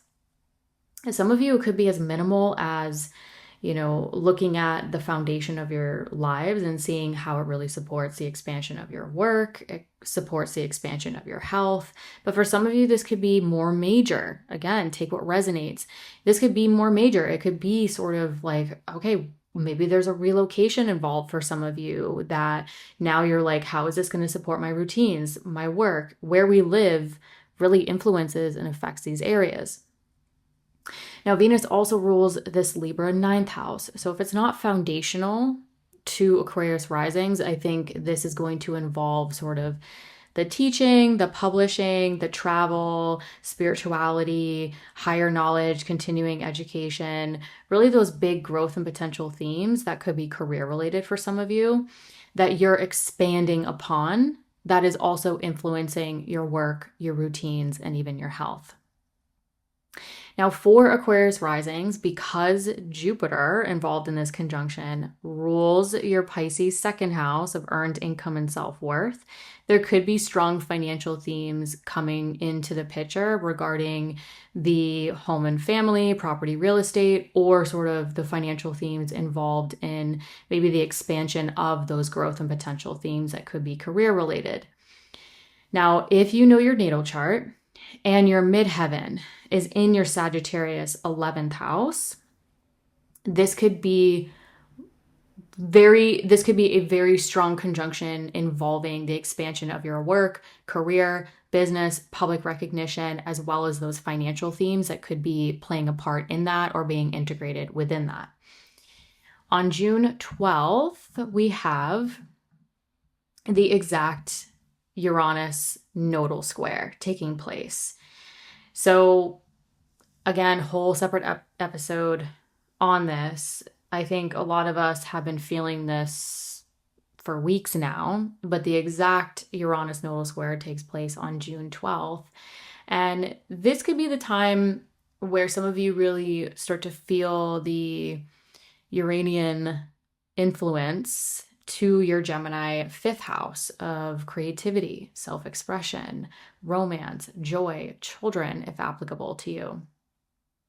So some of you could start to feel sort of the increasing innovation and change to your creative projects, your artistry, your self-expression, romance, children. So some of you could actually be, if children are applicable, some of you could be seeing sort of the change your children are going through or evolving through. So this could really kick off, I think. So I think a lot of Aquarius risings, some of you could be really stepping into like new creative ventures and really sort of innovating and changing like what brings you joy and how you want to express yourself, particularly because Uranus will be trying sort of dissolving the obstacles to that first house of self, you know, how other people view you, your appearance, your identity. And so, whatever sort of evolution, innovation, and change to what brings you joy, children, creativity, artistry, self expression, it could directly sort of influence and flow to your first house of self for really quite a few years moving forward. The next thing I want to talk about, especially regarding Uranus, is the before that, June 15th. So June 15th is that new moon that sweeps through your Gemini 5th house. Again, creativity, joy, children if applicable. So this new moon comes through after Uranus does the exact square. If you've listened to the other Uranus Nodal podcast, you'll know that there's a lot of other squares going on leading up to this. Squares basically mean action. We feel the pressure, the tension to get up and go. Action aspects are doing aspects. They get us, it's an opportunity to get up, to make changes, tangible changes. And so we've had a lot of that influence for weeks now leading up to this. And this new moon then kind of, sweeps on through this 5th house of joy on June 14th. And I think this is a wonderful opportunity for a lot of Aquarius risings to say, all right, what metaphorical seeds am I planting? What new chapters, new opportunities do I really want to initiate that feel more joyful for me? And for some of you, this might be more personal. You might really want to step into new chapters around romance, dating, creativity, artistry, self-expression that really support your presence in the world. And for some of you, this might be more career related, especially, depending on your natal chart. But if you do anything creative, self-expressive, any of those things, this could be a wonderful new chapter to kind of initiate those projects or intentions or what you really want to cultivate over the next 6 months here. Now I want to get to June 19th, when Chiron enters your Taurus 4th house of home, family, property, and real estate. And this is where I kind of want to touch on the perspective with Uranus making its recent transition. So Chiron, yes, it is the wounded healer. I think a lot of people are going to freak out about the wounded healer entering the 4th house of home, family, property, and real estate. However, if we zoom out a little bit and gain some perspective here, one, Chiron is only going to be here for a few months. Chiron's going to retrograde back into your Aries 3rd house in September of 2026. So this is the time to really pay attention to what is changing around home, family, property, real estate themes. So that when Chiron makes its final ingress into this area, when we get deeper into 2027, that's when those themes could really kind of come back around. So this time frame is really to kind of test the waters a little bit, see what it potentially brings up, if anything at all. And again, zooming out a little bit for perspective, for the past 7-ish years, Uranus has been going through your Taurus 4th house of home, family, property, and real estate. I have worked with and have personal relationships with a lot of Aquarius risings. And I will tell you, there was a lot of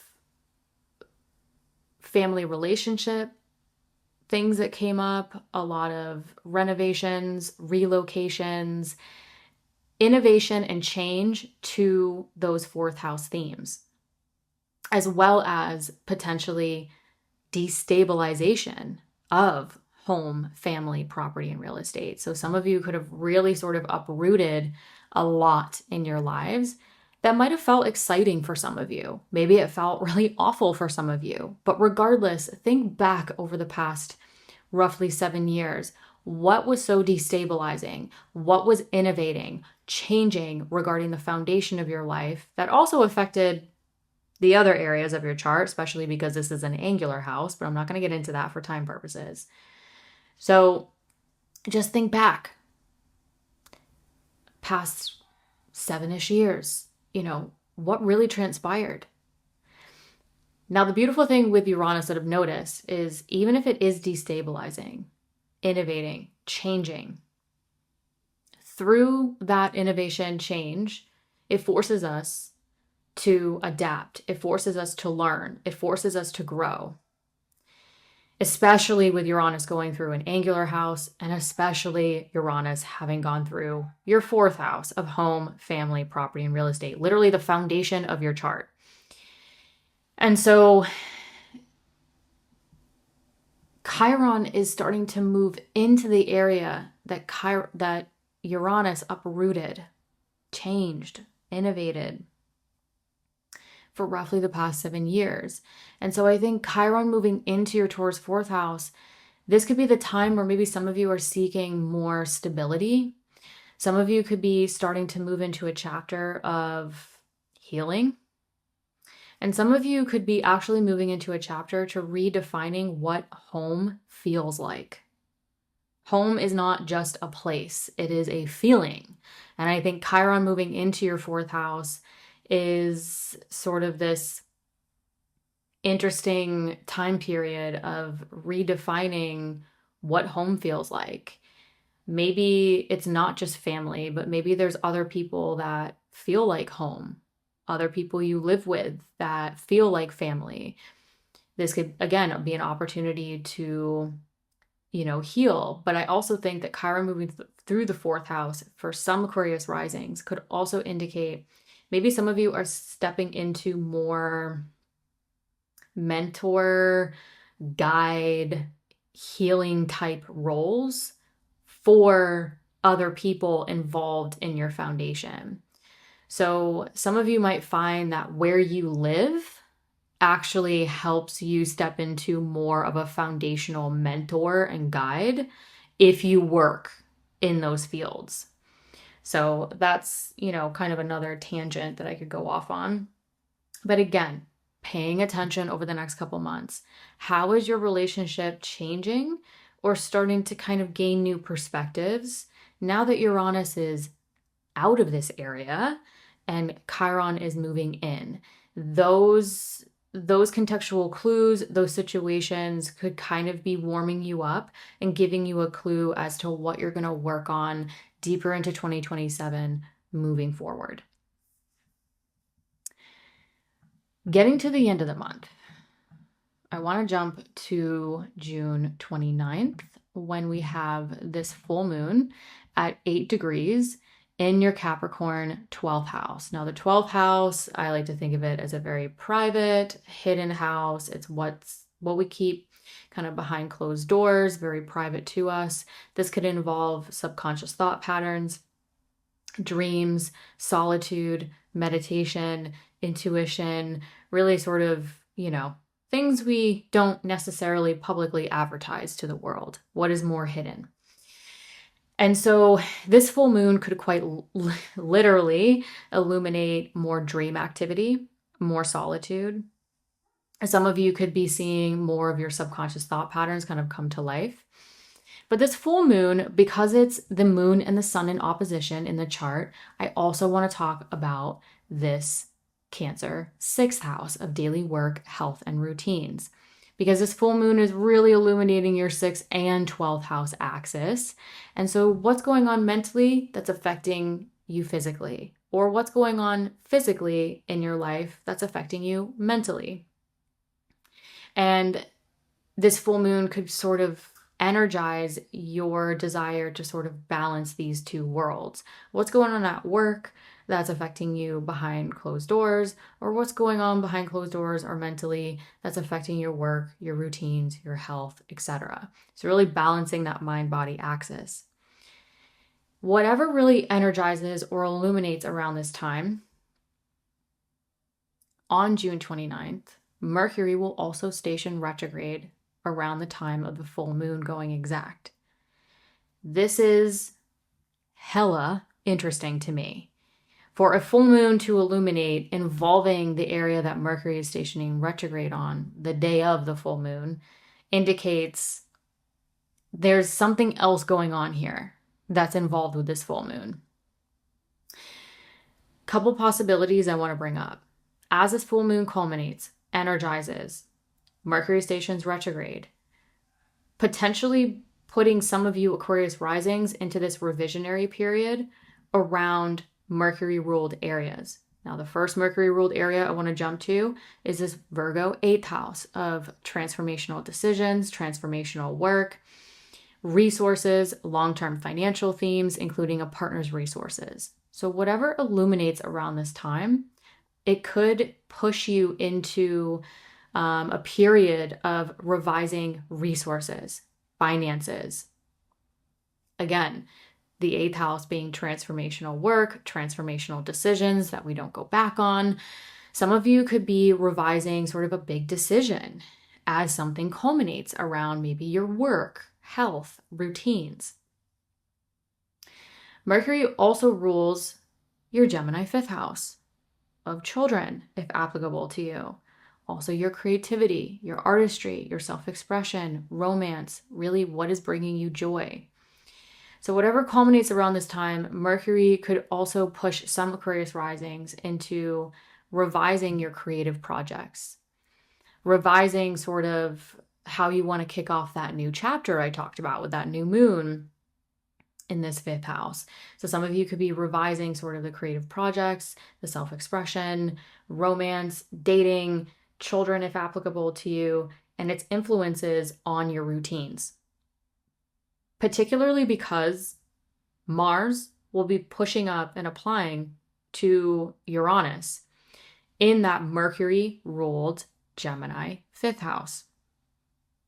So this Mars-Uranus conjunctions are notorious for events, stimulation. You have the planet of innovation and change and the planet of action, desire, and motivation coming together in this Gemini 5th house. And because Mars rules your Scorpio 10th house of career, business, public recognition, or what brings you fulfillment, this could be generating a new cycle around those 10th house themes heavily for a lot of Aquarius risings. But again, some of you, this might be more personal.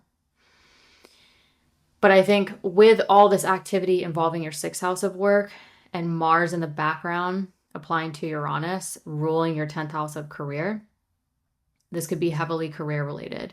Or some of you are maybe revising sort of a financial situation, your resources, maybe a big decision going on that could affect your work or your work routines, as Mars is initiating a new cycle around what brings you joy, your creativity, your self-expression. And for some of you, this might be something playing out with your children that also has to be sort of untangled or worked on, given what is happening specifically.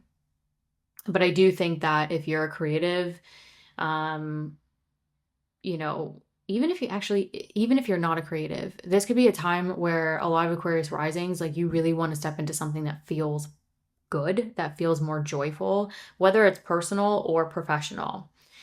But this is quite stimulating. And with Mercury stationing retrograde on a full moon, which is also quite stimulating, this could be just June 29th or the days leading up to June 29th could be a lot of activity going on. And with Mercury stationing retrograde, it's sort of like there might be a lot going on, but you might not be ready to actually full-fledged move forward with it. Some of you might really be sort of looking at your finances, a big decision to kind of really make sure you're aligned with what's going on around this time. The last thing I will say on June 29th is that Jupiter will be at 29 degrees of Cancer. Now, this Jupiter in Cancer is by essential dignity a very strong Jupiter. And with it being at 29 degrees, that last degree, this is what we call the anaretic degree. This adds a sense of urgency to the situation. So if you feel like there is a sense of urgency, there is something really being energized and a lot of action and a lot of things happening around this time, but at the same time with the Mercury retrograde, you're not really ready to,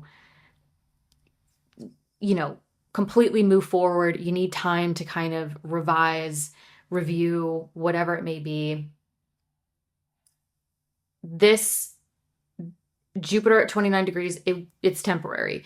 So I think it just has the additional ability to sort of make things feel more intense than maybe they actually are for some of us. So it's just something that I'm personally being aware of towards the end of June. And when we get to June 30th, this is when Jupiter's going to get off of that anaretic degree and actually make its ingress into your Leo 7th house of personal and professional partnerships. Now, I think this is where, for the next year, Jupiter is going to be here, maybe expanding more partnership themes, including marriage, expanding business partnerships. But Jupiter, again, rules this Sagittarius 11th house. So some of you could be expanding partnerships through your social network, your long-term goals. But if you know your natal chart and your midheaven is in your Sagittarius 11th house, some of you could really be expanding business partnerships, aspirations, goals pertaining to that. So for the next year, Jupiter moving into that Leo 7th house, some of you could really start to feel the expansion, the faith, even the abundance through your connections with others, definitely expanding upon your friends, your groups, your communities, because Jupiter rules that 11th house. But Jupiter also ruling this Pisces 2nd house of earned income, self-worth. Some of you might be actually sort of being able to expand your self-worth, your values, integrating those within connections, within partnership over the next year. Hi, Pisces Risings. June 9th is the exact Venus-Jupiter conjunction at 25 degrees in your Cancer 5th house. Now, the 5th house is the place of joy. This can include things like your children, if applicable to you, creativity, artistry, self-expression, romance. 5th house is a fun house. So what is bringing you joy? What is your heart's desire? Where these two benefics could really be amplifying sort of those themes that may be resonating around this time. So you could see it play out regarding those 5th house themes, but you could see Jupiter expanding the Venus ruled areas, because generally speaking, whatever Jupiter touches, and in this case it's Venus, Jupiter expands. And so because Venus rules your Libra 8th house of transformational decisions, financial themes, resources, even partners' resources, if applicable, something could be going on with like a creative project, expanding your creativity, your self-expression, and sort of also looking to expand sort of finances, resources, decisions. If it's involving your children, this could be sort of the expansion of like a partner's resources, if applicable, or, financial themes being a more prominent thing regarding something playing out with your children. Sometimes what I see with the 5th house, if it's children, a lot of times parents with these transits are watching their children go through and in this case, like an expansion of something that might require financial themes or big decisions. But with this being in the 5th house, if it's not children, I think this could be sort of looking at financial themes and decisions regarding, how to incorporate more joy, more play, more creativity, self-expression, those kinds of things. Venus also rules your Taurus 3rd house. And the 3rd house is the house of communication, but it is also the familiar environment. people, places, and things within your everyday environment. So maybe some of you are doing like short distance travel, or there's siblings, extended family, something within your familiar environment that is being able to sort of expand upon your self-expression, having more fun, more joy. So for some of you, this could be as minimal as just doing something fun in your neighborhood, doing something fun in your community. Maybe getting together with extended family or siblings, neighbors to sort of do something fun. So it could be as minimal as that. But I mean, a Venus-Jupiter conjunction with Jupiter in its place of exaltation in your fifth house of joy, definitely, generally speaking, again, it depends on your natal chart, but this is a wonderful, beautiful transit to have fun, do something fun. That could feel really good for a lot of Pisces risings. The other thing with this conjunction is that Jupiter rules your first house of self, and it also rules your Sagittarius 10th house of career, business, and public recognition. So if you work in creative fields, self-expression, artistry, or sort of what you do heavily involves you, your presence, who you are, this could really be expanding that and expanding those themes as well. Jumping to June 12th. June 12th is the exact Uranus nodal square that I go into a lot more detail in the separate Uranus nodal square podcast episode. But Uranus is in your Gemini fourth house of home, family, property, and real estate. So some of you could really start to feel the increasing effects as you get into June, involving the change, the innovation. For some of you, this could even feel destabilizing, even if it, destabilizing isn't always bad, by the way. It can feel exciting. That could start to really kind of come into gear. So maybe there are, and it's funny because the people that I know personally who are Pisces risings in my personal life, it's almost like they're kind of gearing up to prepare themselves to make changes with like living situations, things going on with family. So it's sort of like, what changes do I need to make in order to support my family, support the things that are going on with, even extended family, property and real estate themes, kind of innovating, changing, kind of playing a gear into that. Even renovations is something else that's come up recently with some Pisces risings I know personally, where they're renovating not for fun, they're renovating to actually accommodate what is completely changing with family and how to support them and those kinds of things. So some of you could really start to feel that increasing effect around like selling property, relocation, renovation. And some of you, this could just be really wanting to step into a chapter of living differently. So some of you could be really feeling the increasing effects of maybe wanting to change the foundation of your lives completely. Some of you might want to really like downsize or upsize or move to really say, you know what, like I'm tired of living this way. I want to move my life into this type of foundation that, yes, is different. Maybe a lot of change is involved, but it's going to support things moving forward. So definitely paying attention to the home, family, property, real estate themes and what could be really shifting and changing. That may not involve sort of your home in and of itself. It could actually involve like changes to your family that require you to make the change or the innovation to your life. Then on June 14th, just a few days later, there will be this new moon that sweeps through your Gemini fourth house, again, home, family, property, real estate themes, where this new moon comes along after a lot of squares have taken place.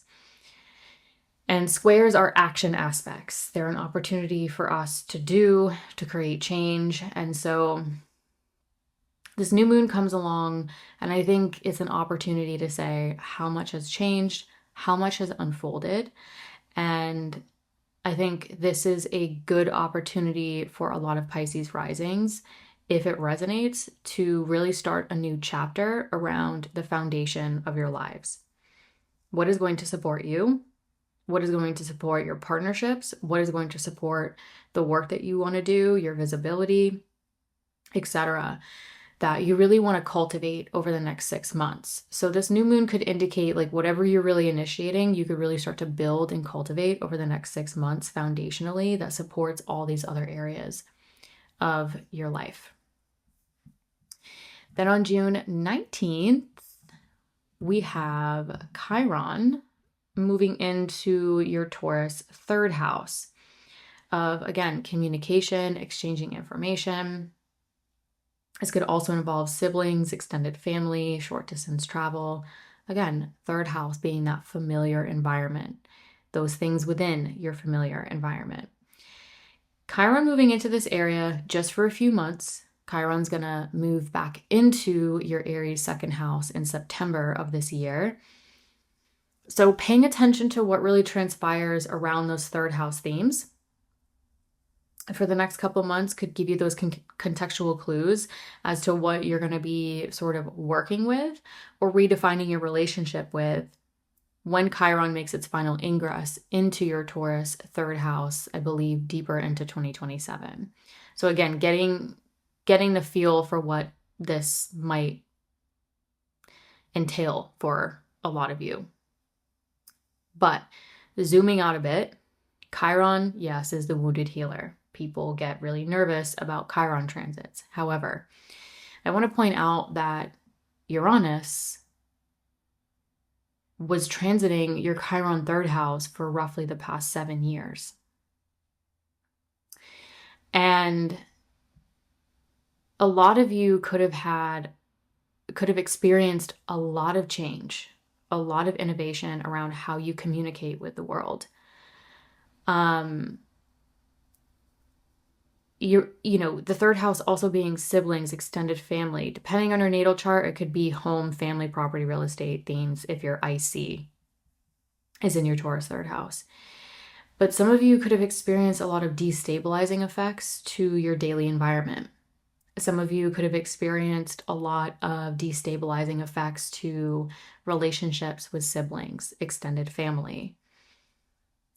I knew, for example, I knew a lot of Pisces risings that went through really radical shifts around changing their relationships with their family, their extended family, their siblings.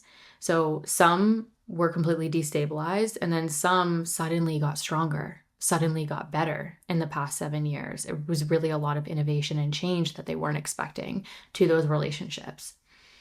Some, speaking of the third house being familiar environments, some went through catastrophic weather events, and it really destabilized their neighborhood, their community, and forced them to really innovate and change and adapt even to what transpired after that. It's really sort of how do we adapt to recover and make those, anything that really destabilizes us is an opportunity sometimes to create more innovation in our lives. So again, just to kind of give you a feel, because I think the third house, major transits of the third house can be a little confusing for people just working one-on-one. What does it actually mean if it's just a familiar environment? What is it really going to translate to? So to give you some examples to kind of potentially add a little bit more depth and kind of get your wheels turning in your brain as to maybe things happen with your siblings. Maybe you saw your siblings go through a lot of things, and that really sort of changed your relationship to them. Again, innovating communication, exchanging information.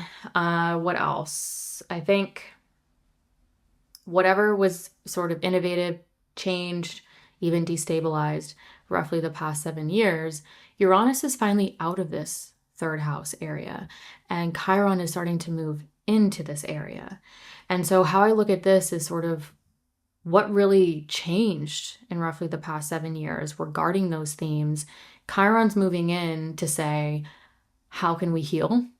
How can we redefine our relationship to these themes, our familiar environment, our relationship with siblings, extended family, how we communicate with the world.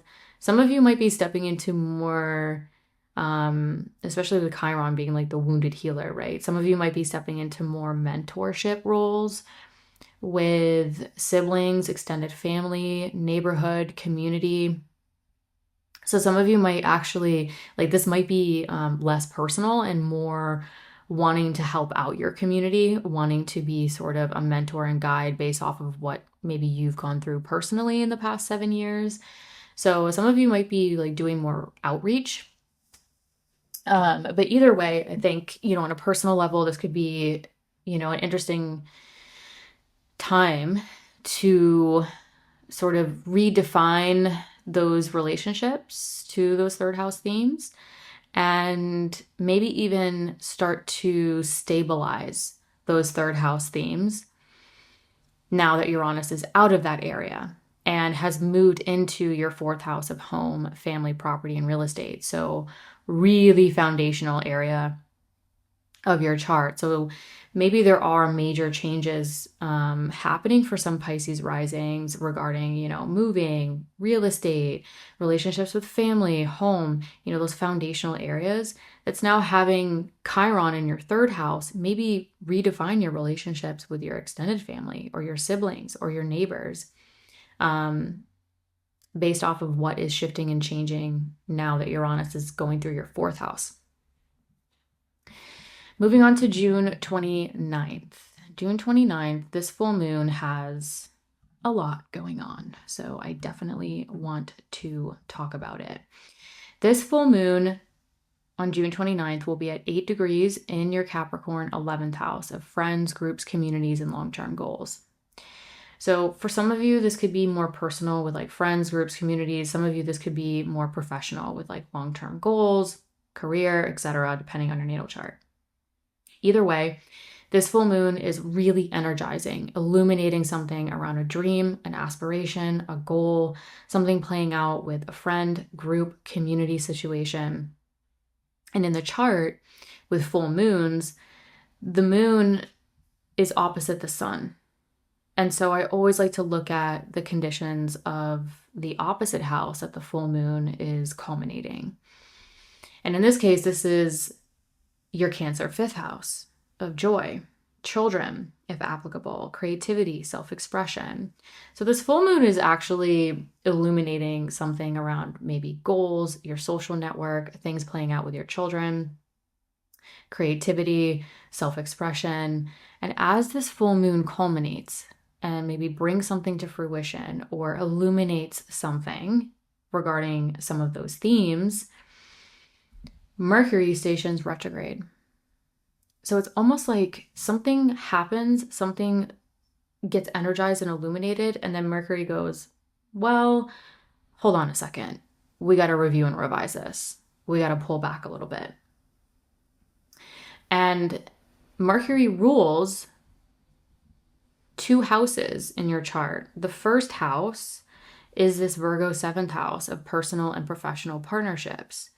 So whatever sort of culminates around this time, Mercury might push you into a couple-week period of really reviewing and revising what's going on within a marriage, if applicable, a business partnership, personal partnerships, how you connect with others, based off of what maybe has been illuminated or really energized around this time.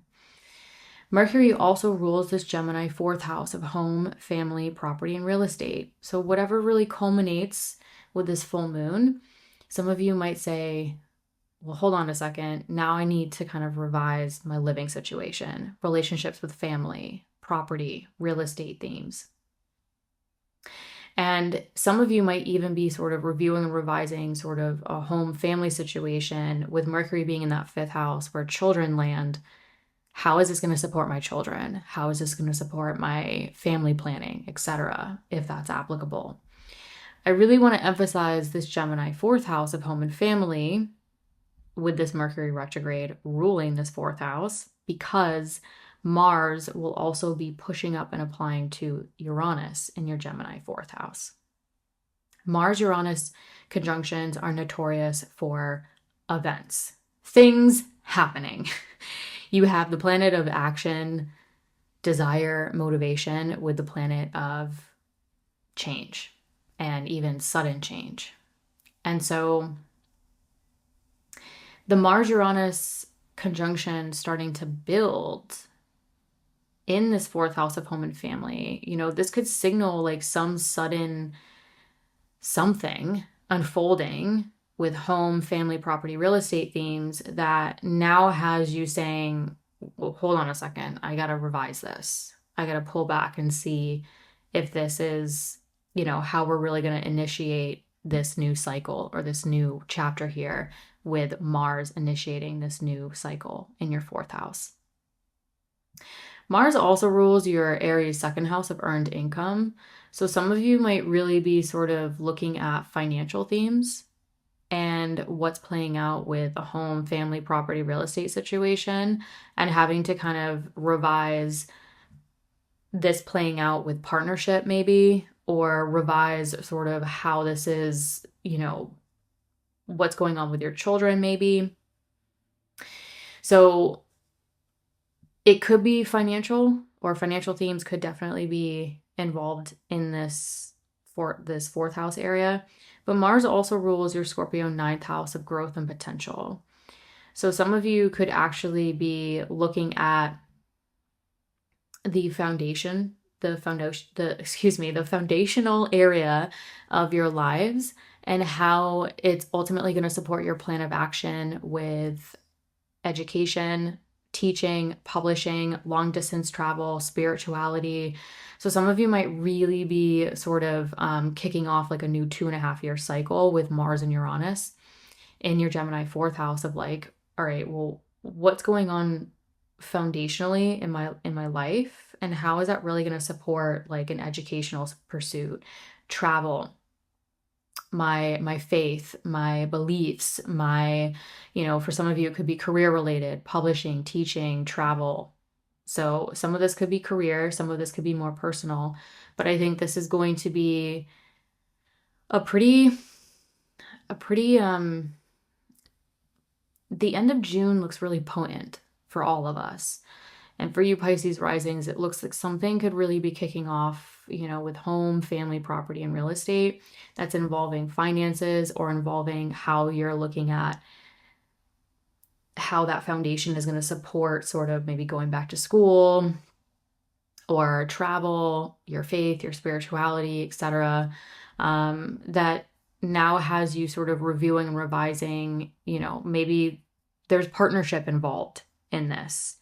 Maybe there is, with Mercury ruling this fourth house, really strong home, family, property, real estate themes being amplified for a lot of Pisces risings around this time. The other thing with this full moon on June 29th and the Mercury retrograde and these other areas kind of tying into it, we have Jupiter at 29 degrees in your Cancer fifth house. So this is what we call the anaretic degree, and it often indicates urgency.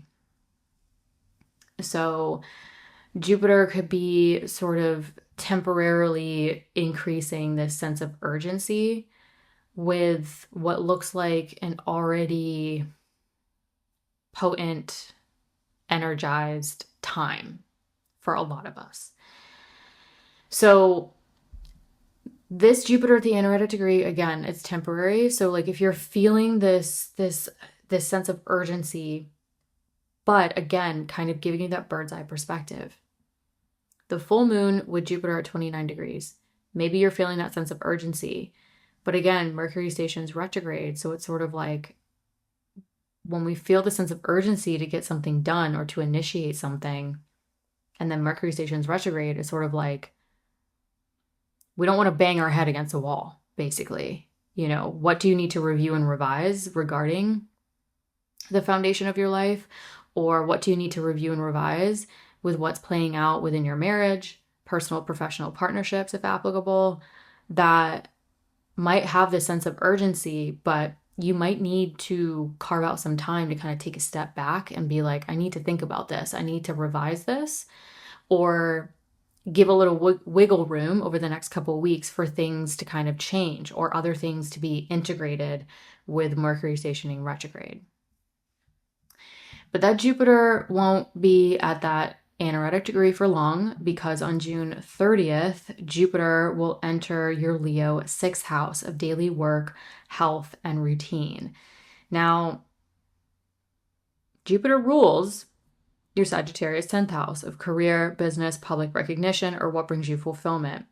And Jupiter is now visible by aspect and will start to trine your 10th house of career, or what brings you fulfillment, for roughly the next year. So with Jupiter being in your 6th house of work, trine your Sagittarius 10th house of career for the next year, this could really sort of expand more work routines, coworkers, colleagues, work projects that dissolve the obstacles to expanding upon the work that feels fulfilling, or sort of really putting in the time, the effort, and the work to expanding your career, your public recognition. Now, the 6th house is also health, wellness, and Jupiter rules your 1st house of self, your physical body. So for roughly the next year or so, some of you could be also really focusing on your health, your wellness, your vitality. How can you expand more health and wellness in your routines, to Jupiter ruling your 1st house of the physical body, to supporting your physical body?